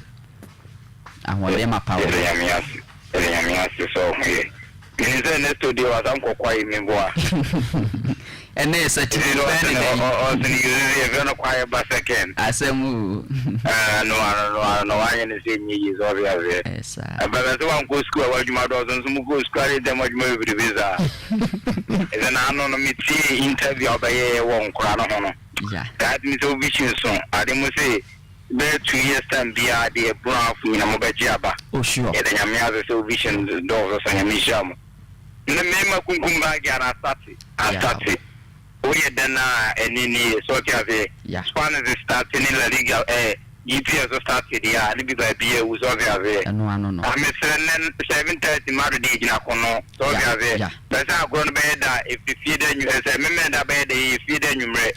then na ye fe yan dia men dia kwaro o the pressure bi ani ni so am pass pressure ni so ezo ni mbo ba Salim opa ko bi FM o de menga Germany paro kwatrawo sports no waya so tiave enya du Saturday pa no ma FM fo wo ebra afu nyina ba chigo nyame sham yes samado fo be yana asa fo so yes sere benya juma e wu ka ko akere so ti ase da bia they never say that na di o she wu ngwazi wu we so ti ase o can never say that so to the bones are rotten na da bia do mpere ko bunu so wu we so ti ase yes sere be mpa bo benye bibi nyame ya don so adwuma fo no ya wu ze mo disposal chance senior college no afri I am more match pabo so they are okay the mu kwa mo start nye 3 se sade nye 3 na ngira ka se bore de no ji hwe na chia yempeno ya me no nya adwuma wa nyangopo enka onso hu Pogba yes why adwuma no nyina ntima boss na ye koso a ebo eda abaso no interestingly nkra na odi omoba ye enam na soma yensa ka omo no okay obia ye fantastic nkra ni nyina ka 17 na eko wow na yunyane sesi yi na ho na de wo nkra ne se odi ntafo bi baaye okay ye koduru wanchi no ba kwantimi antu American bi 5000 no se ye di first no gabo a odi man sunwani na no share spice ne ultimi se ye share spice ni bia nto wo ne be kwa sign no tuni Al Hassan ekoye bampanifo ne hwa ya omo se dabi sa last night mi akwa America we ni nua ne Fuseni dia Fuseni mira sunwan ni bi wow yakọ wanchi Fuseni ntumiri ka ba ne ni nua ne ye ntino Fuseni mo jakro yes exactly nti boss nchira no Israel okese Israel da padmo emission papa o deserve medal o se man medal yeah nti prempren de obaso a yedo ebewie o ma ye de a mekọ my boss and afi say manchen na finally no yaje obia final ways 11 na nyabo ododo akonwa mse baakofo entna so enche nti ma mini kan hyase emfiri sei ma ho esanse opani dware wi a na nsu atimi asan sei ma aya bi yekọ yekọ de a na ne mehwe say next to happy birthday vat yankupo inshira no pa ene adwumaso a oye de mai yankupo inshira no na mechia gido yitre wo SDA animu ho na gido mechia opo se me ba me nchia no de na gido mechia me yeso se wutie me ne gido mechia nti anya pi yebasio all right madase sports Wikipedia send ajapi patro yisi fam ya chia ubibia na manyu for yesromo momu me maye kukwasa score line aka 30 minutes ya kukwasa score line na ile emo 130 ni empa kukwasa score line ya Hull City ngemu de obobo Premier League ni biache yemfa mo na murano en left murano kakra na okobo Hull City na okototo papa so amasa basa na damp spirit nti ebesire United fo yencha obi a kwakudi that ne United be bibia be fine afi ye nya bere despite say your squad death na e wo fam de ya ne yam hihye batini nyina mu ye de never say die nti yencha obi a na obi a utie ne anopanya kupo insha nti yencha obi a all right sports Wikipedia